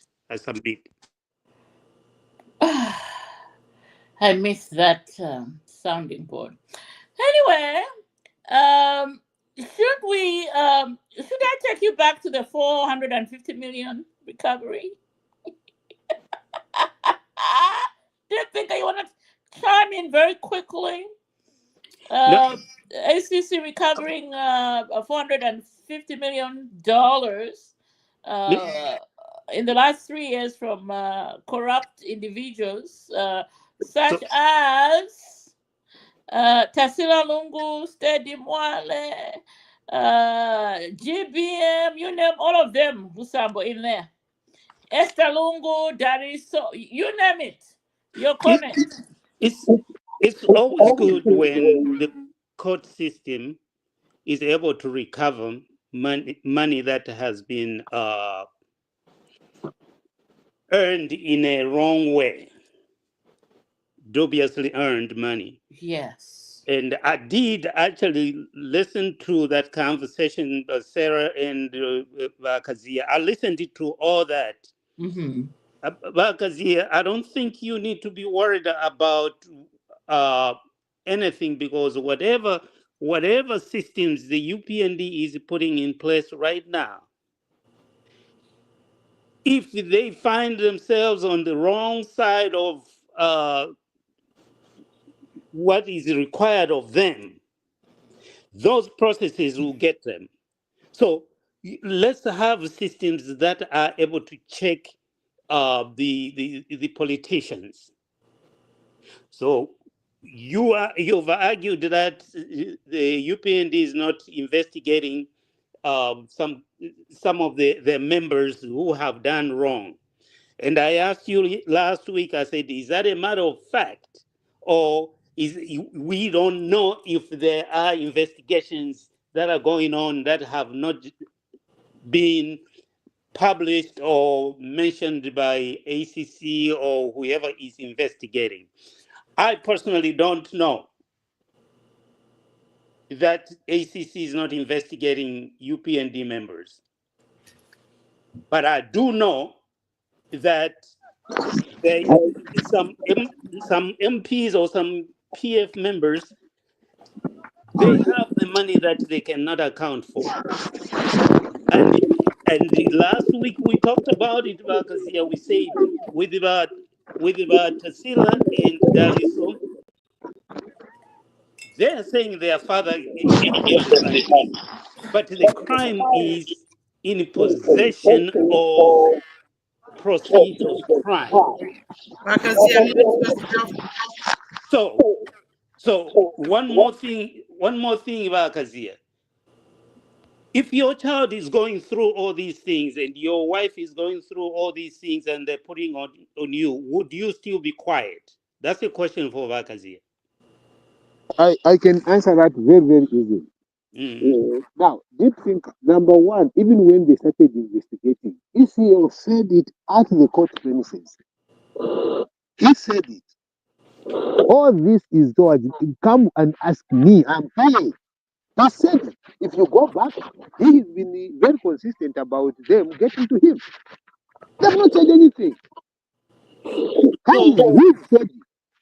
So my point is that it's not that they shouldn't investigate, but you see what I have a problem with, and which even if they will be caught on the same, we will go through the same vicious cycle of not addressing the real problem. Because the real problem is that if people are abusing public resources now, we shouldn't wait for them until they're out of office. Then we say let's go after them, and then when we are going after them, there's no dividing line of what was acquired before they were in office and after they are in office. And if they are commingled, we get everything. It's like if someone has worked, like for instance, ECL has been a lawyer for so many years, has been a minister for so many years, has been a president for so many years. What does his life equate to? Has someone done that analysis? I was seeing the arguments of someone says, "Oh, I asked this person a question, therefore I did an analysis." Who did the financial analysis? Who is qualified? That person who can give us, okay, is a chartered financial analyst, and he gave us an analysis of what was done. People are using emotions to make decisions. Deep thinker. That is why I have a problem. I'm saying, okay, let's see, give us a taste of one minister right now. Can we see who turned God into God, who's copper turned into God overnight? He's here saying that was what that happened. What happened to that good case? So there are things that have been questioned by deep thinker about people that have been investigated, and they have not been investigated. So do you know why Kabuska hasn't been followed by UPND or the law? I can only speculate that because he's still in office. So if we don't know, we don't know. Maybe they're still investigating. However, when you ask questions and they're not answering, if he is being protected, the same laws that they're making are going to get Kabuswe, because at Umlandu Taubola,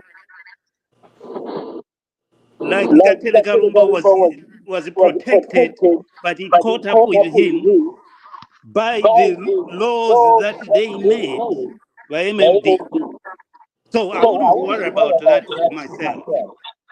Okay, no. If that be the case, we say okay, let them do whatever they have to do, because when they're out of power, that is when we will follow them, and it's a good thing to do. Let's see how it goes. And it's a good thing for Zambians, because the systems are being developed that catch up with those that are given the power and they abuse it. So as we streamline the laws, they're going to be catching up with them. So for me, it is a good thing that there is even an effort to change the laws to go after the people that abuse office, because now, if you're abusing office and you are protected, then when you are, time will come when you're not going to be protected, and that law is going to visit you, which is a good thing for the Zambians. Yeah, but you're a deep thinker. The arguments has been, if you said that and that is what you're doing is good, but when you tell us to say I'm fighting the current corruption and you're behaving like that, what are you? If you said yes, we will not tackle those that are there, because that is what we should see. If you're telling us to say, oh, we shall tackle the current corruption, and you do nothing about the current corruption. No, And that's when the people ask you questions, you say, wait a that's minute, with the there's assumption corruption that here. they are not doing that. That's an Huh? assumption. That's not an assumption. Let me tell you why it's not an assumption, and I can give examples. I've given examples of 65 trucks, medical trucks, which were reported. All the opposition, anyone who has opposed the current government, all the opposition leaders, they are facing the courts. All of them. You understand? Everybody's like, when you say something about the current government, then you must be faced.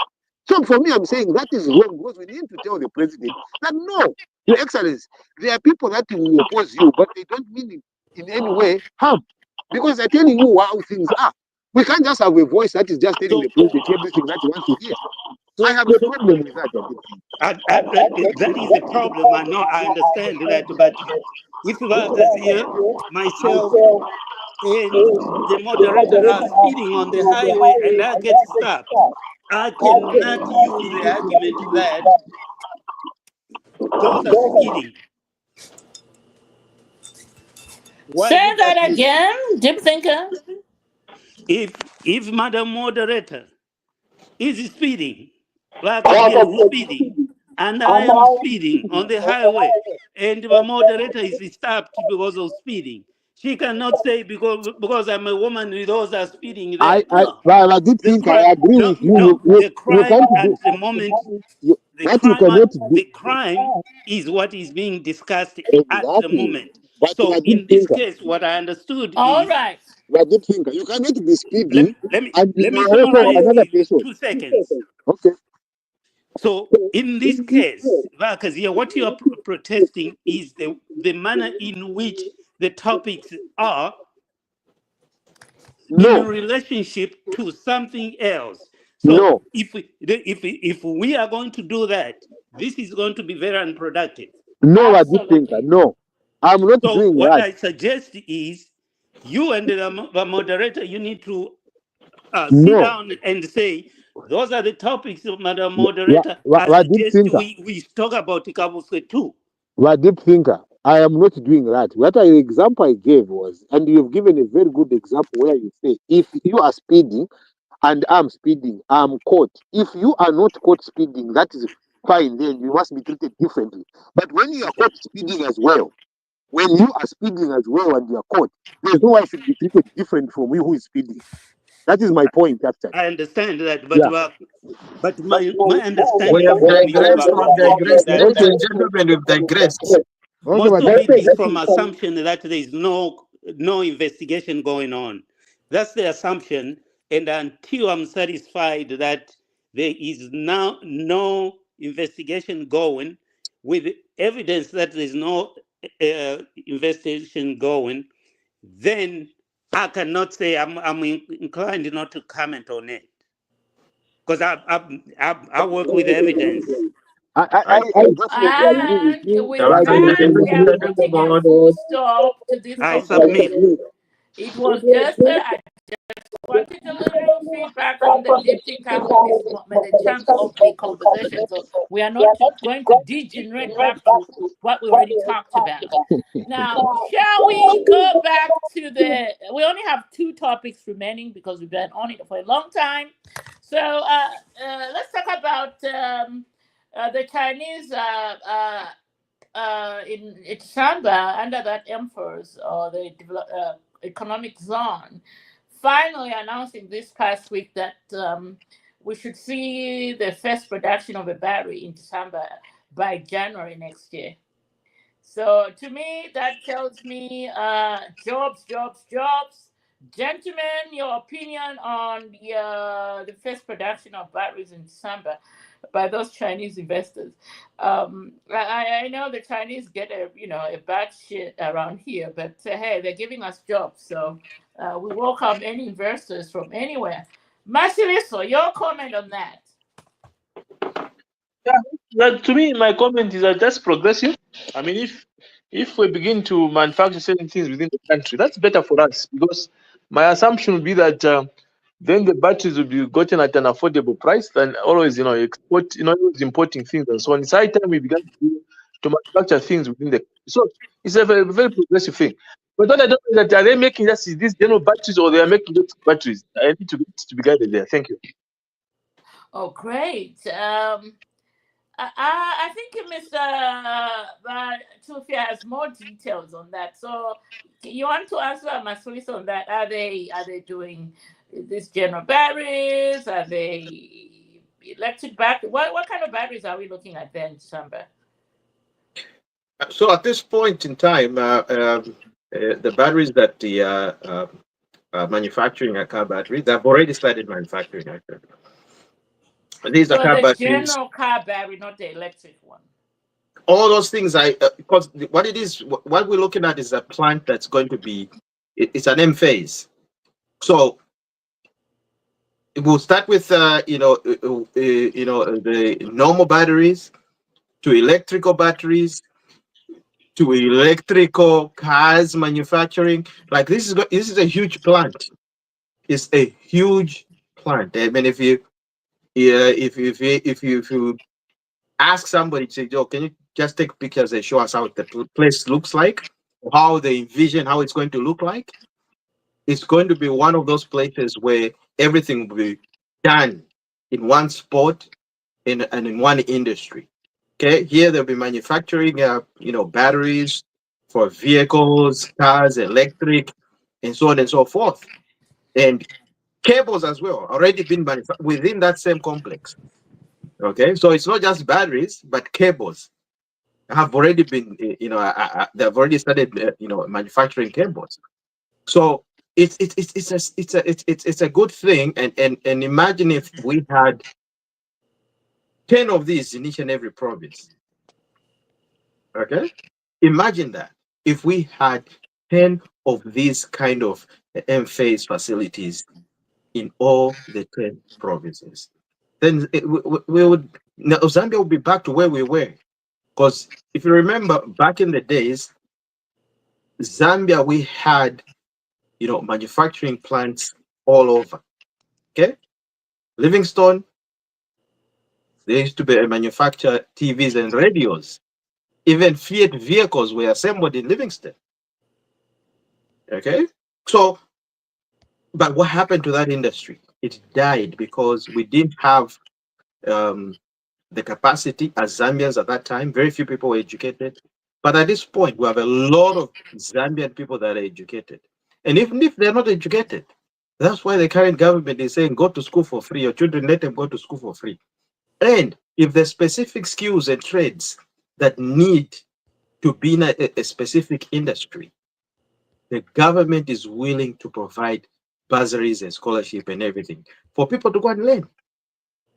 Okay, so all these things are coming in place, and that's what I was saying to myself, or I don't know who I was talking to. I'll tell you, look, it's going to be a very big thing for somebody to come back and say, "Oh, I want to come and remove the UPND government in power." What are you going to bring to the table? What are you going to tell us that we don't know?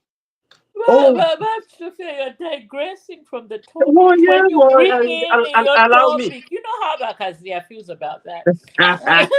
but we're talking about the MFA. So it's an industry. It's an economic zone. We're there, and we are seeing what the Chinese. You talked about the Chinese. The Chinese people will work according to how you want them to work. Okay, that's how it is. If you want to do pure business, they are here for business. Okay. If you want them to do whatever they want, and you just get kickbacks and get a half job, that's what you're gonna get.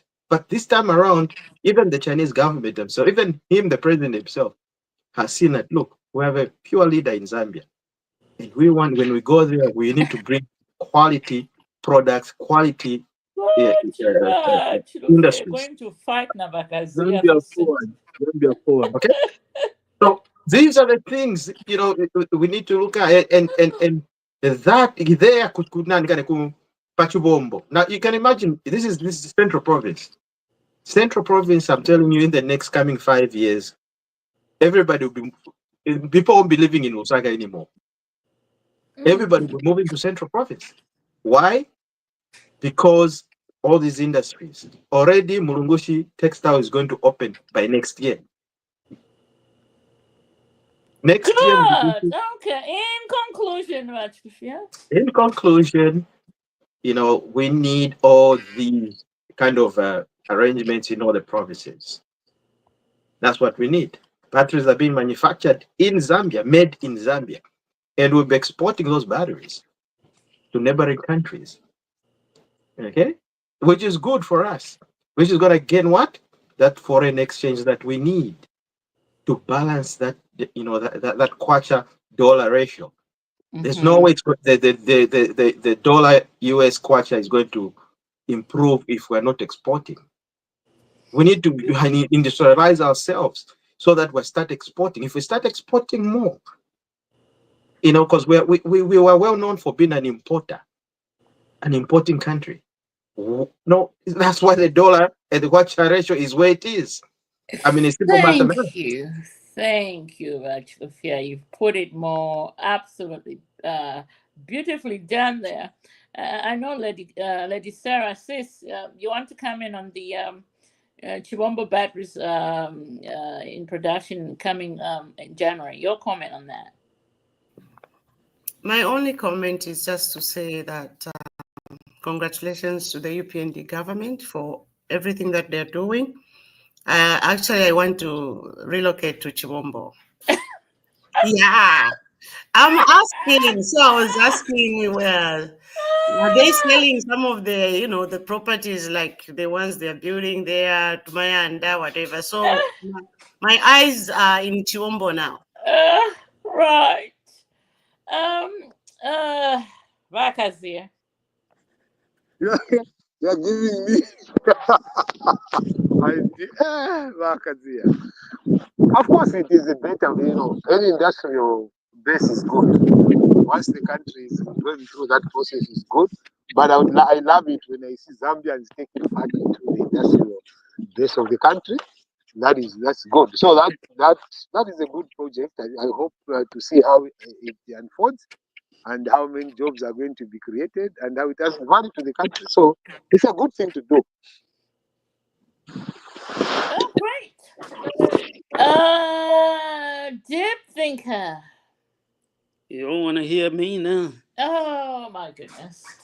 So congratulations UPND. They're doing congratulations Zambia, so that Bakazia doesn't say congratulations Zambia, because this is going to benefit the Zambians. Now, just a few things that I wanted to say about that.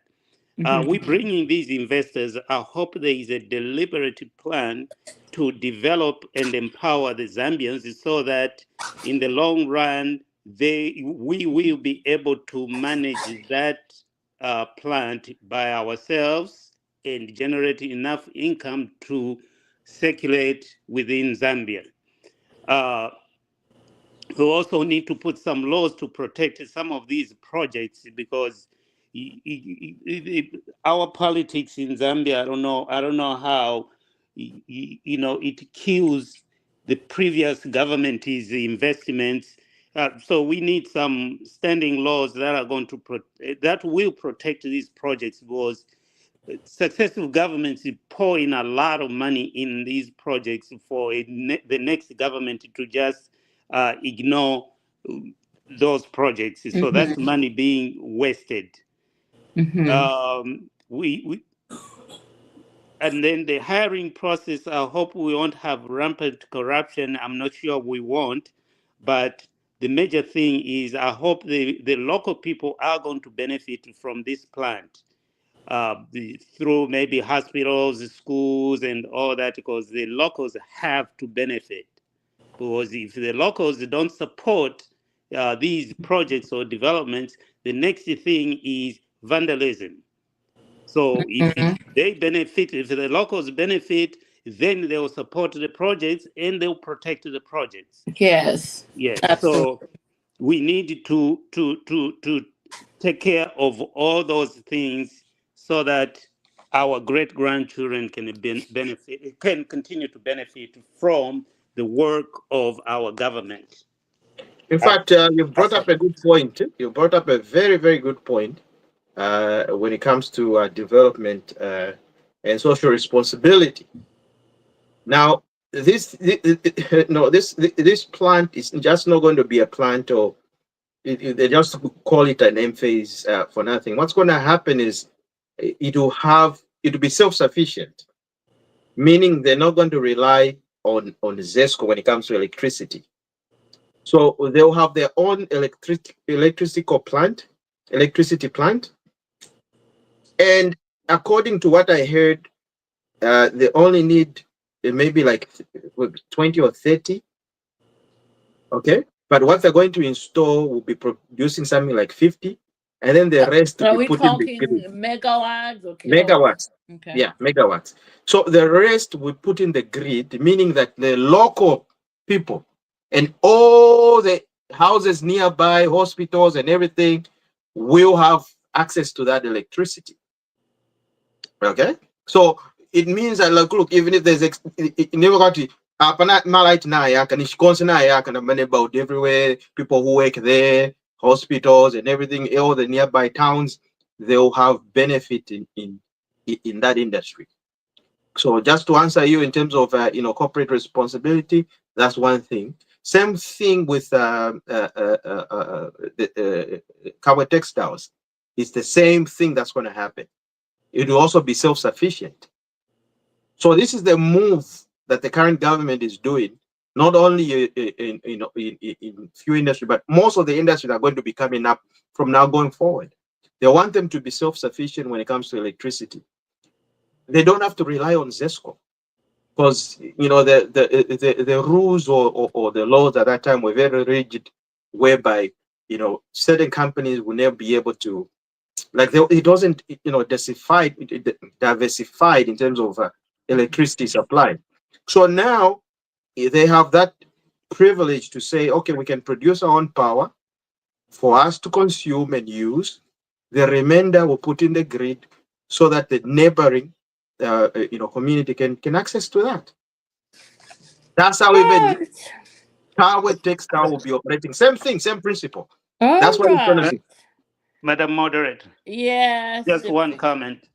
I hope, and what I was saying there is that I hope that everything is going to be localized. The materials, everything that is needed is going to be accessed locally, so that we don't depend so much on people to a point where when the country ideology changes, then we abandon. Because Yeah. that's what happened with the some of the things that Chanda mentioned earlier on, like the ITT and all that. Right. Well, Yeah, let's. yeah. What you're saying is actually correct. Just on the cover textiles. They've actually, the government itself, they were on TV, they pronouncing to say they've empowered over 2,000 cotton farmers. Okay, meaning that all the cotton will be grown within Zambia, and that cotton will be supplied to our textiles. So I guess the the biggest empowering. question for me, really, I think there you're talking about raw materials. I think the deep thinker, his question is on the part of technology. Is the Correct. technology, as Zambians being trained in the technology that's going to be used at Kafua Textiles or the Empress thing, Zambians being trained so that if this Chinese one day decides they've made enough ones and they want to up and leave, can our Zambian people take over? I think Yes, that's And in the deep thinkers. context, yes, yes, and in the yes, yes, context, Madam Moderator, in the context, the Israelis helped to build UNZA. So the sewer system at University of Zambia was worked very, very well. They had the map, they had everything on there. And then when Kaunda changed ideology, what happened is the Israelis left with the whole map of the sewer system. Hmm. I'm sorry, but I have to laugh. So Oh, the solar okay. system at some point in Zambia I'm was sorry, Deep so Thinker. Let me bad. ask this again. I'm sorry. I know it's out. That's Did Yeah. you that's say way the back in the 60s. Israeli? I mean, Did you say the Israelis left Yeah, with they the read map with of what? the sewer system? At the Yeah. map of what? The The source? sewer system. No, the Did you? map of what goes where, and because even the buildings, the Yeah, whole yeah. thing. Yeah. Because yeah. but the point is Zambians were not included in they were not included in the process. Just like the tunnels. Just like the That's it. tunnels. Zambians did not know about the tunnels. Mm, Yeah, mm. So we need the things. We don't need the secrecy. We need Mm. Zambians to be part of the process. No, that's true. That is very, very true. And honest coming from you, but deep think. I mean, look, I agree with you. I totally agree with you 100% because we need our people to be trained alongside with the Asian. Sorry about that. But that was the Sorry. past. What to talk about now? Now, okay? And I can tell you one thing now everybody is being trained. That's why we're opening all these is you. trade The schools are past opening up thinker now. is you. That was the Okay? past. The deep thinker is scared that the Chinese might go with the map of some.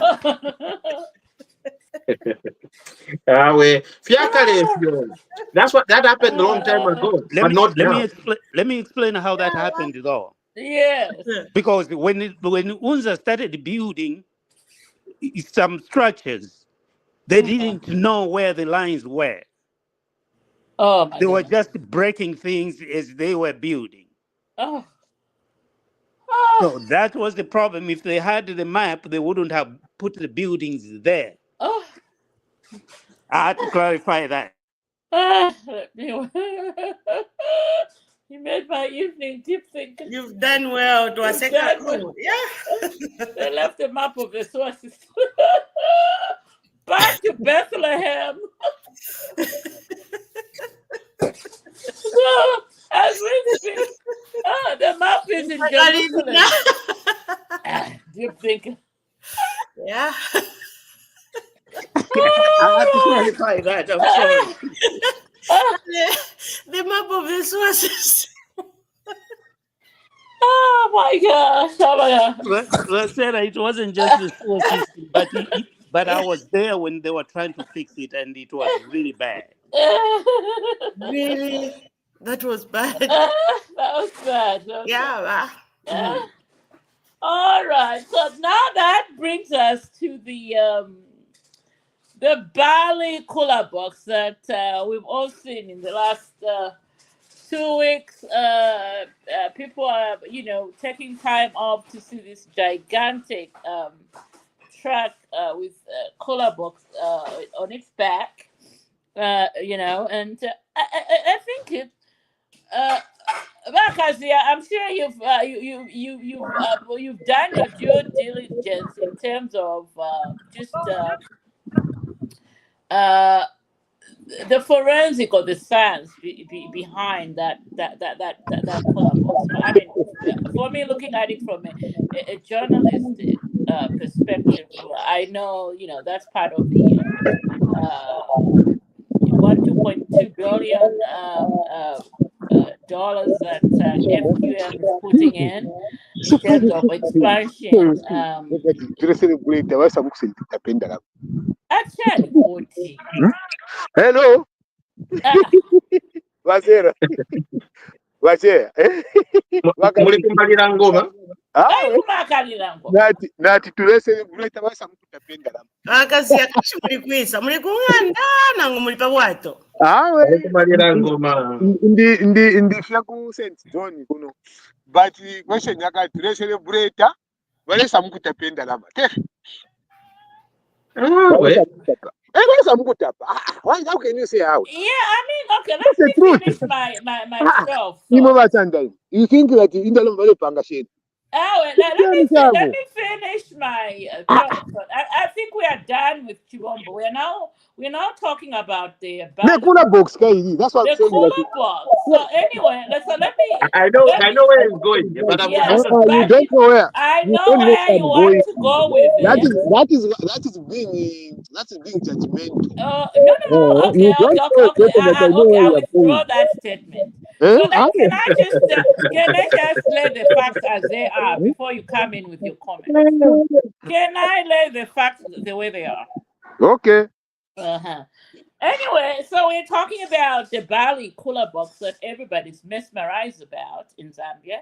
And to me, I mean, honestly speaking, I was having a conversation with a very good friend of mine that we practiced journalism with back in the day in Zambia. And uh, um, it's a pity that our journalists are really not giving us the full details. So hopefully, each one of us have learned one or two things behind that color box. So let me just lay down what I know about it. So that color box is part of the expansion going on at FQM in Soweto, a part of the $2.2 billion that they are putting in order to expand the copper production output, hopefully, to tap into the 3 million tons, target by the government of copper by 2031 when it's installed. Yeah, and I believe initially there were plans to actually build a facility out there in Soweto to assemble this cooler box, but the experts did the due diligence. It became more expensive, so they decided, well, how about we just assemble it from the source and then just drive it across country before it's installed. So I guess what we are missing at Zambians is what's behind when everything is said and done. What should Zambia expect at the end of that Colabok story? Is it more jobs? Is it more taxes to the mines being, pay? I mean, to the government being paid? More people going to get employed? Those questions to me are what really keep me um, interested in that color box as it, journeys through Zambia all the way to Soweto. So let me start with you, Chilufe, because I know you love the story of the mines. You may Why have are you starting more. with Wachirufe when you should start with me? Oh, Bakazia. Mm-hmm. Go ahead. Now on this story, I just Is want this us your to journey see. We are not going to with include answers? any politics. Let's Ah, just go we behind the Wakaninda. Stop. science. No, Wakaninda. You can't be saying no that you feel it to Alanda. Feel it to Alanda. Wakaninda. This forum will talk. Yeah, yeah. Mm. All right, go for it, Bakazia. You have 2 minutes. Okay. Yes. Number one is that for me, I pity it because it has come. Vaisa mukutapenda lama tuletota. Yeah, kutata mai. Vaisa mukutienda lama tuletota. If we all we will be done is that we are going to have jobs. That is end there. You get a salary, you eat chapwalaya. The profits, the dividends, and everything are going to go somewhere else. And that is why, for me, I feel bad that such kind of investment, which is really good, we should have had a stake in that, not through jobs. Because in Gavapangenda Rama Shafura, these mining firms, they switch camp. Immediately in the Shafura, they will bring in the experts to come and assess how the whole entire cost is on us. Because make no mistake, the cost of transporting that into Zambia and making money is going to be on us as Zambians to finance it. We will give them tax breaks. We'll give them tax holidays to recover the money they've spent on that. And after they've finished, then they will now come back and say, oh, we have not made profit. I don't like it that. I like it that it is coming, yes, which is going to have which is going to increase the production, but I don't like it because we have no stake in it. We do not have a stake in it. The only stake we have are jobs, and these jobs are paid in kwacha. They are not paid in dollars, by the way. If our Zambian miners were paid in dollars, I would be celebrating today. They are not paid in dollars, are paid in kwacha. Right now, they have lost 100% value, dollar value, in terms of the salaries and everything. So at the beginning of the year, at the beginning of 2022, 2021, the miner was around $500 every month. This time he's getting $250. If he's lucky, or $100, they've lost that value. And by the way, all the mining transactions, businesses are done in dollars. Everything is quoted in dollars.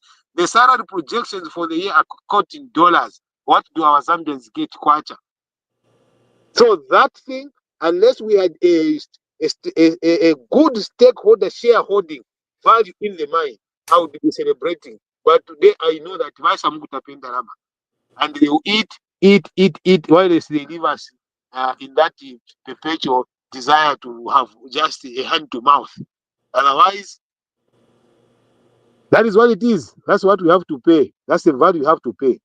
I wish we could have changed the shareholding and seeing that, yes, after they pay dividends, the country has a share in that dividend, not just the taxes, because taxes are going to finance the social sector. Taxes are going to finance everything that we do. So we will have maybe a school, which again will struggle to finance. We are going to have this, then at a certain time, technology is taking over the jobs. What will happen? So, In conclusion, at strategic level, we need to get the shareholding back into that. That container is good, it looks good, but it's just a sign that they've come to get more money from us while it's leaving us poor. but I think before you come in, how about we bring in Stella, by Sarah, Lady Sarah, because this is Soares is your hometown. I could be wrong. I'd like to hear some Lunda from Lady Sarah. Hello. Yes, I want to hear some Lunda from you. Yeah. Oh my goodness. That's a container. It's big. Eh? It's very big. I don't even understand it, Mondin, even if I want to say something.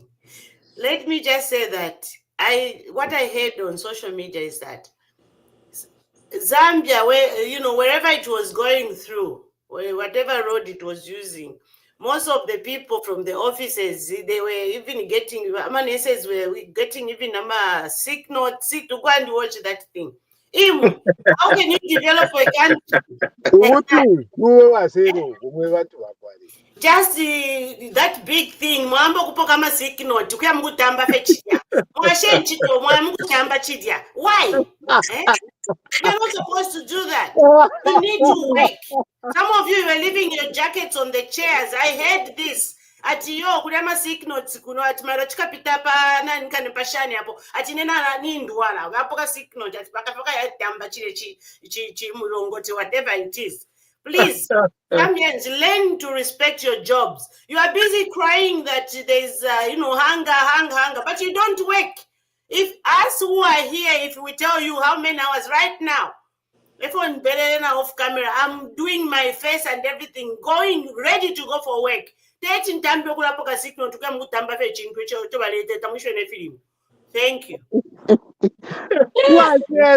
was waiting on Lunda.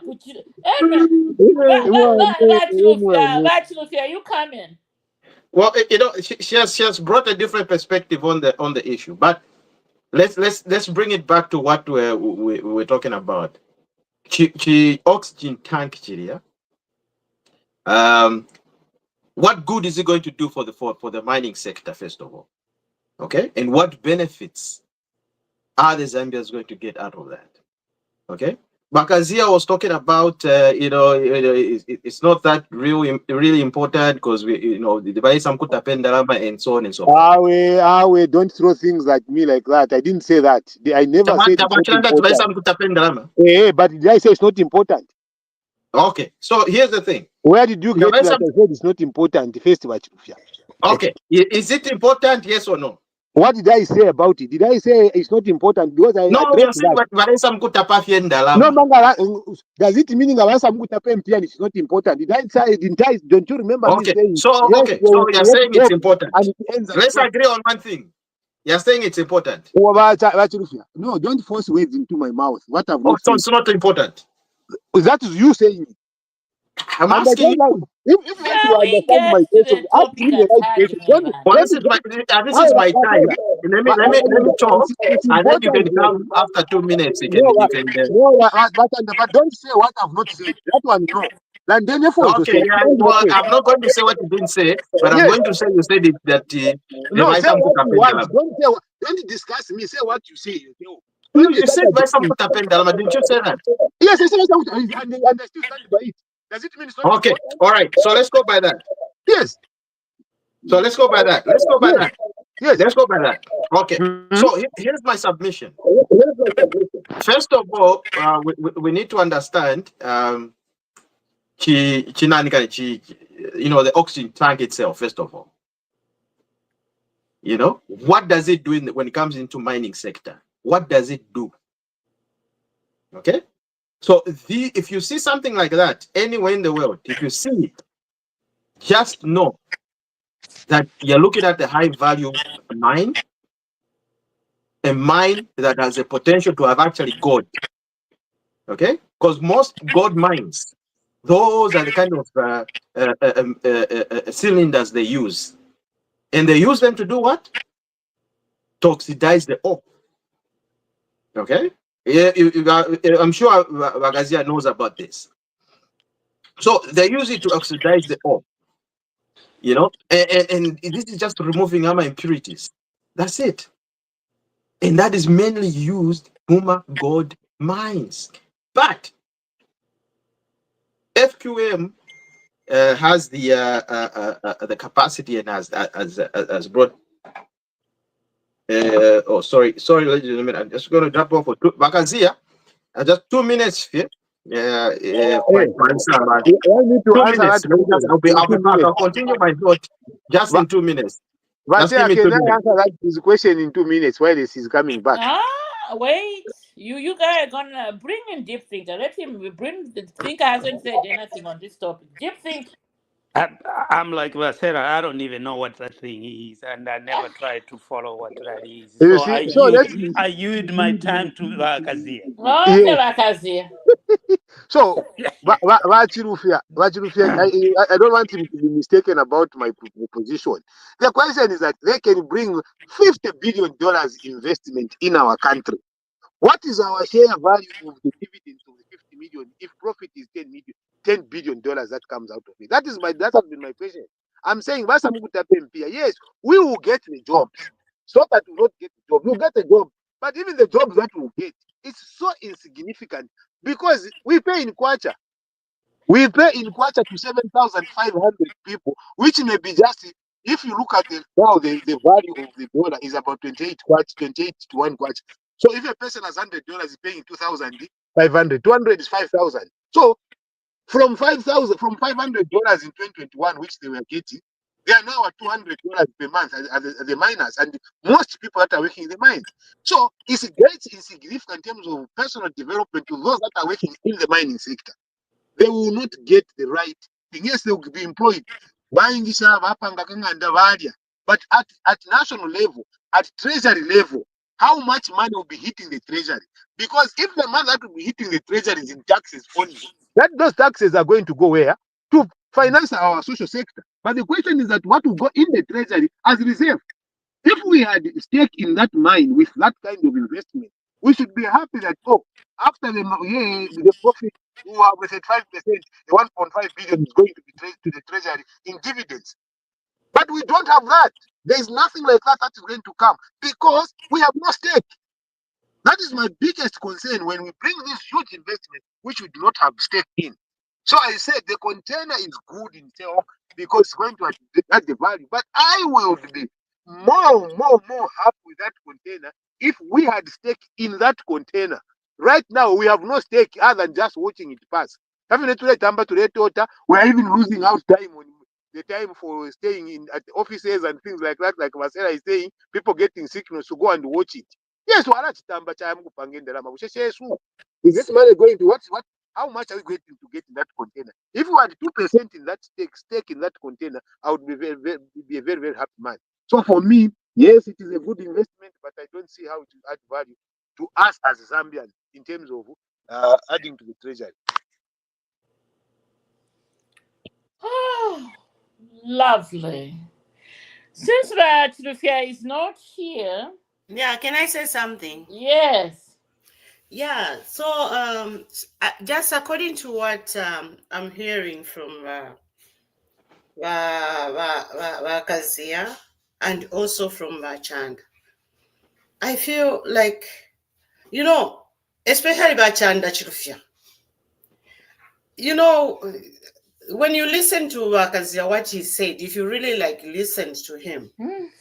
his concern is what is the Zambian going to benefit? Mm. Happy that thing is coming to boost whatever in the minds and everything. But what is our benefit? What is Jobs, taxes, social yes, yes, responsibility. yes. What is saying, the main thing is that you find that those people, like if you look at Mopani, I was working for Mopani as a teacher at Tinkana Trust. But we used to hear this thing like, they were not paying some taxes, like, Babachta offshore, like, So this is our concern as a country, as a people of Zambia. It could be taxes, jobs, whatever. But at the end of it all, the more person that is benefiting is the one who is being paid in dollars. If I heard Wakazia say it, a Zambian is being That's paid true. and the people that have brought that thing, we are just praying. We are not condemning, but we are praying that our people will have more benefits and our country is going to flourish, according to what the government is thinking of. And like whereby from the same thing, we start having, situations where mambo kutuliamo. This is the word. Whenever I want to kutapa, inena mambo kulanda tukutuliamo. Yeah, put Yeah, that kutulira pamutwe. That we don't want. So the government should make sure that these things are put in good, in good standing. Where tabale tuliamo aba abantu aba. Bali tuliamo sana, as Africans, as a country, So I think I'll come in real quick. So this is where we need to understand one thing. That's why the new mining policy comes in. Okay, we have a new mine policy that's been put in place, and of course we know the way it was before. If sticker, especially time Yeah. the other side that we're not going to talk about today. But Uh, so we have a new Wait, system in place, and this system, Sarah, for your information, it is now protecting local Zambians. So anything that's going to be mined when it comes to gold or anything is going to be straight to be sold to Bank of Zambia. It doesn't matter whichever it is, whichever company it was. Now, whatever is going to be produced when it comes to gold, it can straight to Bank of Zambia. Okay? Kwatama reserves directly. Bank of Zambia has got money, cash already. it is not that is not the overview here. So now, when it comes, because we're talking about the big thing, the big item that we're talking about that everybody's not abnormal. Okay, so how is it coming in, and why abantu balasta benefit? Inchi tu abantu balayingira mu bantu akolesa. Okay, let's just look at it at this level. Abantu number, there will be more people employed. Why? Because now we have certain mechanisms put in place to employ more people. So if they were only employing 1,000 people, all right, and then now this thing comes in and improves efficiency. So now we're going to say, oh, okay, we've improved efficiency.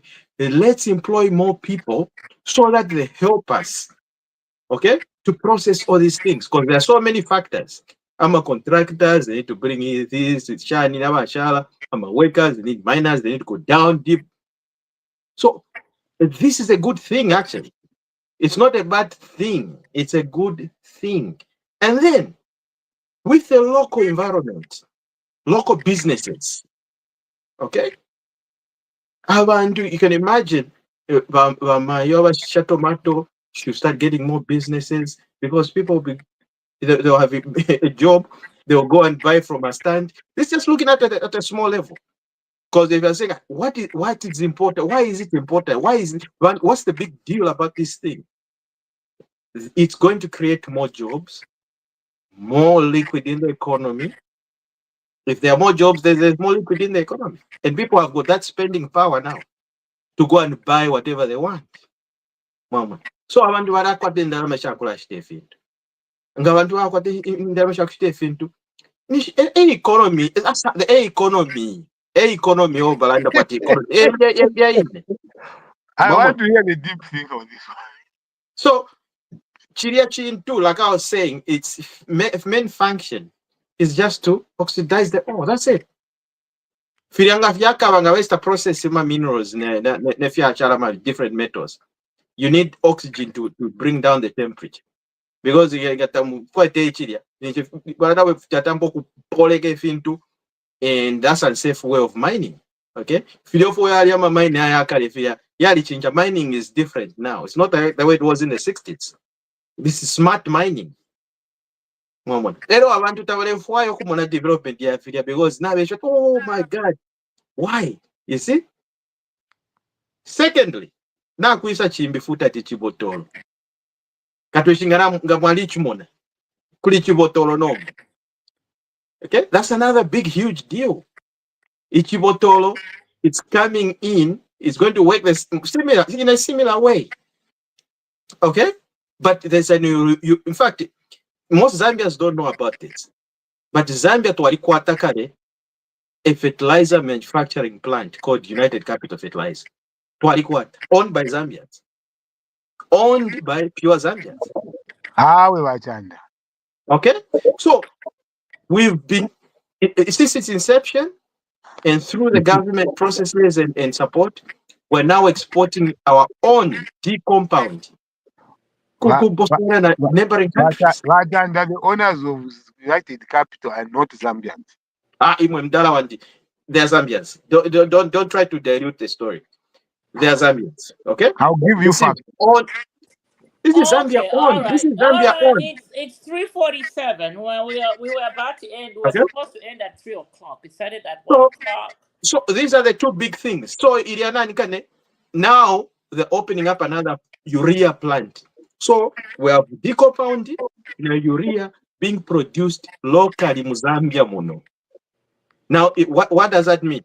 It means that our farmers now they'll be able to access those kind of imports at a cheaper cost than they were buying them because we were importing those prices. In conclusion, all these items once you put together, it's a big development. That's why people are going to line up and watching these things. We need to be Abantu. It's not a dream. I'm a dream of I'm a politician. And on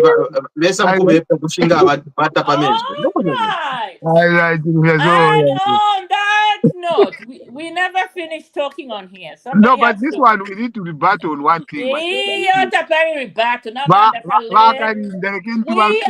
now. You can do your rebuttal in your rant. You can do your rebuttal in your rant. We need to close this in 5 minutes. Anyway, so we have now come to our most popular segment of this podcast, which is the rant. Who wants to go first? Bakazia, you're gonna go first because now I'm quite a rebuttal, which you're going to do in 30 seconds and then your rant. In that order. Lady Sarah, deep think about you here and then we'll wrap up. No, I can always go last.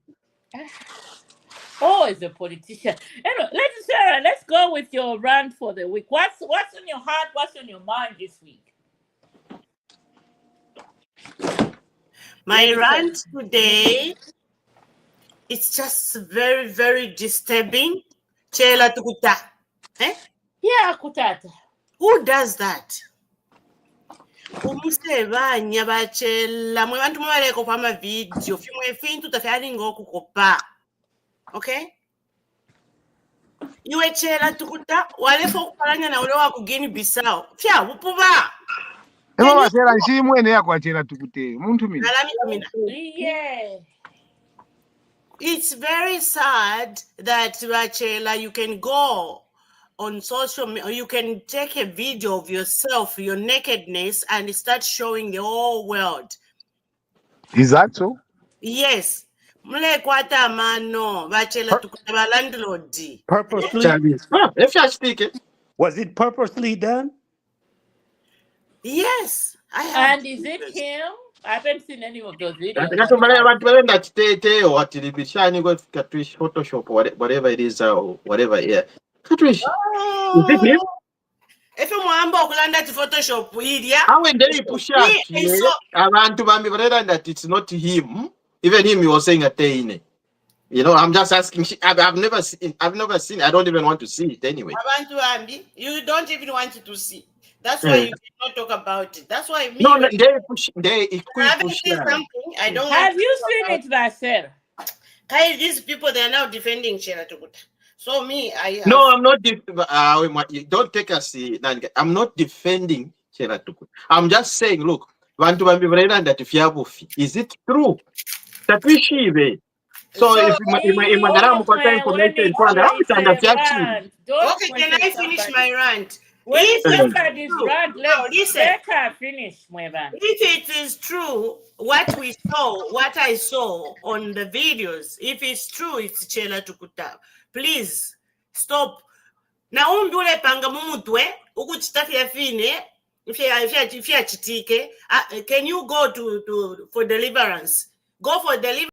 I mean, we are not going to sit here, you know, listening to you guys and seeing your evil doings. No, that is your private life. Go to Guinea, okay? Not in Zambia. Thank you. But Sophia, what's your run for this week? No, I mean, in fact, let me just clarify one thing. I'm not supporting Chela Tukuta. It was just a question anyway, and I've never seen it, and I don't even wish to see it really. I mean, it's quite a profit or loss if I see it or not. But if it's him, what I can say is he needs to be jailed, because everybody else that has done all those things has been jailed, so he has to be jailed. Same thing like everybody else. The rules apply to everybody.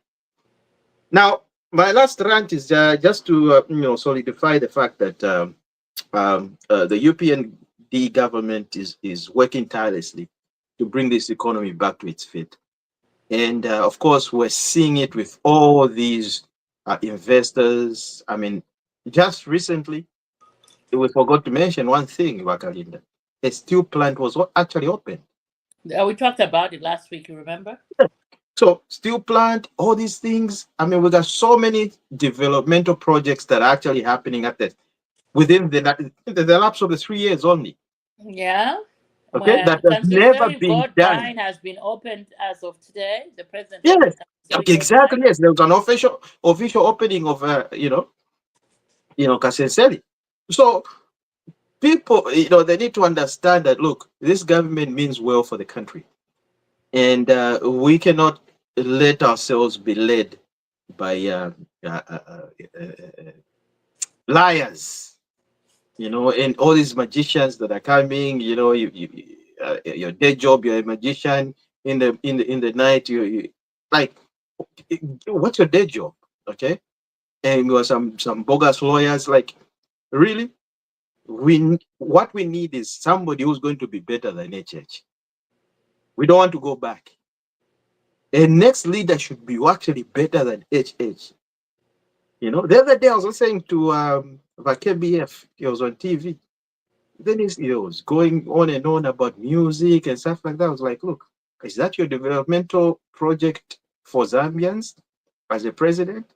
Those are small issues that you can give if you have different levels of your organization. Let them talk about those things. You as a leader, as a president, give us pure solutions that we're going to listen to say or gravitate to. Oh, when I come, this is what I'm going to do. He was talking about Beyonce, Jay-Z, whatever. The whole 1 hour talking about music. I'm like, it's all showing man. Oh, the single ladies. Oh, the single ladies. So... Solution ya Zambia hii. Solution ya kuwesha mu economy of Zambia back to its feet. Music. No, music is good. Music is there. Like it's always been there. It will always be there. Like it's not a wow thing to talk about. Like really. Okay. Tell us what you're going to do in the mining sector, what you're going to do in the education sector, what you're going to do in the agriculture sector, what you're going to do in the energy sector. Give us those ideas. Same thing I tell Valungu, his surrogates. Like, look, tell us these points. Nobody has ever come up to tell us. They're just mumbling. Nobody is giving us points. I'm like, give us solutions. Say if we get wiser, I'm like to tukasova so. Tukashita so. I don't know. He knows on TV. I know he knows what he was doing because he's been a president before. So he doesn't need to pronounce what he's going to do because he knows what he was doing. Like, really? Really? I rest my case. Kazia, what's your deep thoughts? What's your rant? My rant is exactly opposite to what my friends have been saying here, especially Gachand. You see, at times when you don't appreciate what others have done before and think that you're going to be angels, it is a problem. And when you come and say, oh, and try to demonize ECL, that doesn't work out. In Zambia, it is not one person who decides. We can have difference of opinion, and your opinion would be just as good as mine. If ECL has to come back and I want him, and you don't want him, so be it. The people decide. When you say us Zambians, where do you place me? I'm also a Zambian. Who wants ECL back? You don't want him back. So it's a comparison of ideas. Whether I give you my position about what is going to do and what is not going to do, that shouldn't be a problem. In other words, you cannot manufacture your own opposition. It doesn't work like that. Or the opposition must first fit the narrative of who should oppose you. It doesn't work like that. Now, the biggest rant I have is that I want the UPND government to take the pastoral letter very, very seriously. The pastoral letter which has gone to government and the issues raised in that pastoral letter, read them and attend to those. Coming on air and trying to sugarcoat things that things are very, very okay when the opposite is true. We have acknowledged the cost of living has gone up. The inflation has gone up. The exchange rate is right now in dodrams, double digits. The salaries have been increased by 20 kwacha. Seriously? Yo, $20. $500 500 kwacha. $20. We don't mislead the public. I am saying they've been I'm correcting it. They've increased by $20. 500 kwacha. And that should never ever have happened like that. And I'm very disappointed with the way the negotiations have gone. They have not been empowerment-based negotiations. It's a danger, it's a disaster. But over and above, pay attention to the pastoral letter. It will help the UPND government in the long run. Otherwise, I'm yet to read it. Somebody sent it to me. I'm going to read it. Yeah, that's news to me. Uncle Fisher sent it to me. I'm going to read it. I'm going to analyze it. You read the pastoral letter. Somebody send it to me. I want to read it too. Yeah, you read the pastoral letter and the things that they've raised about the UPND government. And if they respect the Catholics the way they respected them in opposition, they will listen to what the Catholics are saying and the matters that they've raised, which are very, very factual. They are never emotional. They are never political. They are just objective. So we need that you guys need to attend to that. Other than that, I wish you well. But the momentum of Valewelelapo is gaining every day. In your dreams. Yeah, it's okay to dream. Jim Thinker, what's your rant for this week? All right. My rant is one.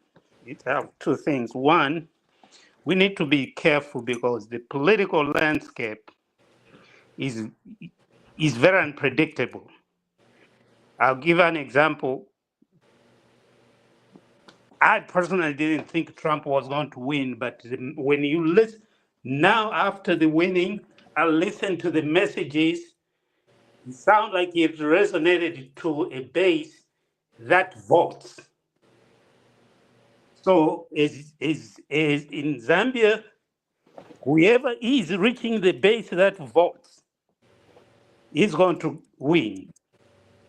Now, my prediction, UPND is going to win, but that's just a prediction. All right. Now, my actual rant is that development in Zambia is coming, and it's coming fast, and there's a lot of money pumped into the country. My caution is that we should not be a dumping ground where we just bringing things out there. We need training so that we can produce our own. Japan developed from, they didn't have anything, sent a lot of people to America to learn a lot of things. They went back and developed that Japan. Japan now is one of the developed countries. So we need to empower Zambians. We need to give them the knowledge, give Zambians the knowledge. There should be an aggressive effort to give Zambians the knowledge to develop that economy. It's okay, you can bring people from outside, but those people from outside should be coming in to give the knowledge, not to do the actual work.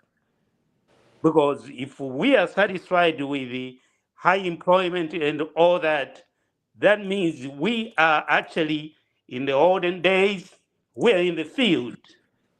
We have jobs, but we're field workers. Like slaves were field workers. They produced, they worked, they had jobs, but they didn't have the skills. So when slavery ended, they were given pieces of land. They didn't know what to do because they were just used to being told what to do. They didn't have the knowledge, they didn't have the skills, they didn't have the entrepreneurship and all that. That's what we need to pump into Zambia as we bring these developments into the country. Failure to which, when a new government comes, things will die just like Kaunda's investments What's die. happening?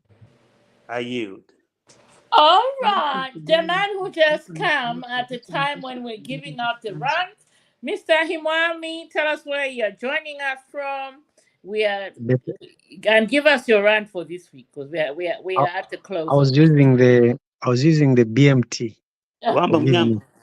I was using the BMT Mundijati, not GMT. Okay. What is BMT? Black man's time. All right. Come Okay. in with your rant. Niger. Where Mnyama? Yes, Munyama.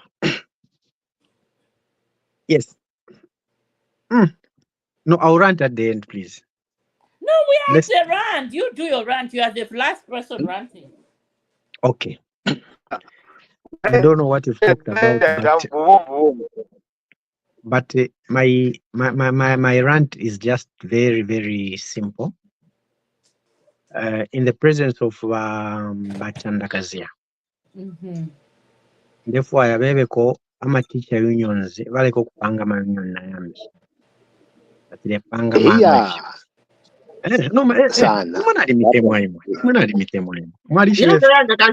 union. How many are there now? As many as 20 parties. If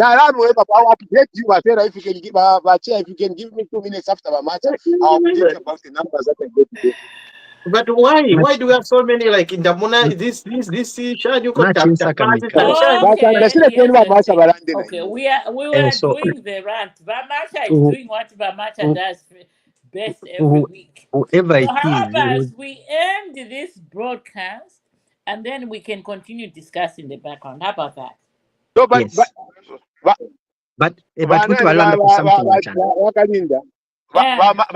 the people need to hear this. You see, okay, go ahead, you have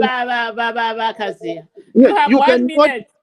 You cannot have 19 teacher unions in one country. You see, this is so bad. They are just getting money for the workers. Their negotiations are completely off the roof. They have no skills about negotiation. They don't know anything about it. Maybe we need the capacity and then see how they can do it. But so far, yeah, Ramata, maybe let's talk about it after Eh, when we end. Yeah. All yes. right. Are we done? So we can Yes, close we are. this broadcast right this minute. As for me, as always, I don't have a rant. Arsenal is not playing. Congratulations to Zambia going to Africa Cup once again. My only thing there, I hope Bafasi we get a new coach, because that relic of a coach, I don't think will go far for Africa Cup. We do not need to be using our limited taxpayers' money to send our boys only to come out in the first round. That's my rant. So until we meet again, also let me just tell everybody, just in case I thought I mentioned it, because the time has changed and we have to factor in our viewers in Zambia and the rest of the world. So we're gonna go back to the 1 p.m. Eastern time So, time zone in terms of the live broadcast on Sundays during winter, because that's what we used to do. After winter, then we go back to the 2 o'clock. So I hope everybody is hearing the message.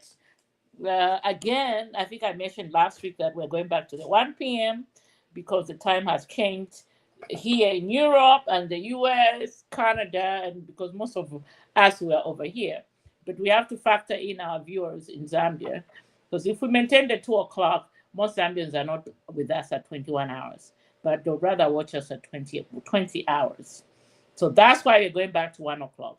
That's what we did last year, and we're doing it this year. Okay, on that note, until we meet next week, same time, same place.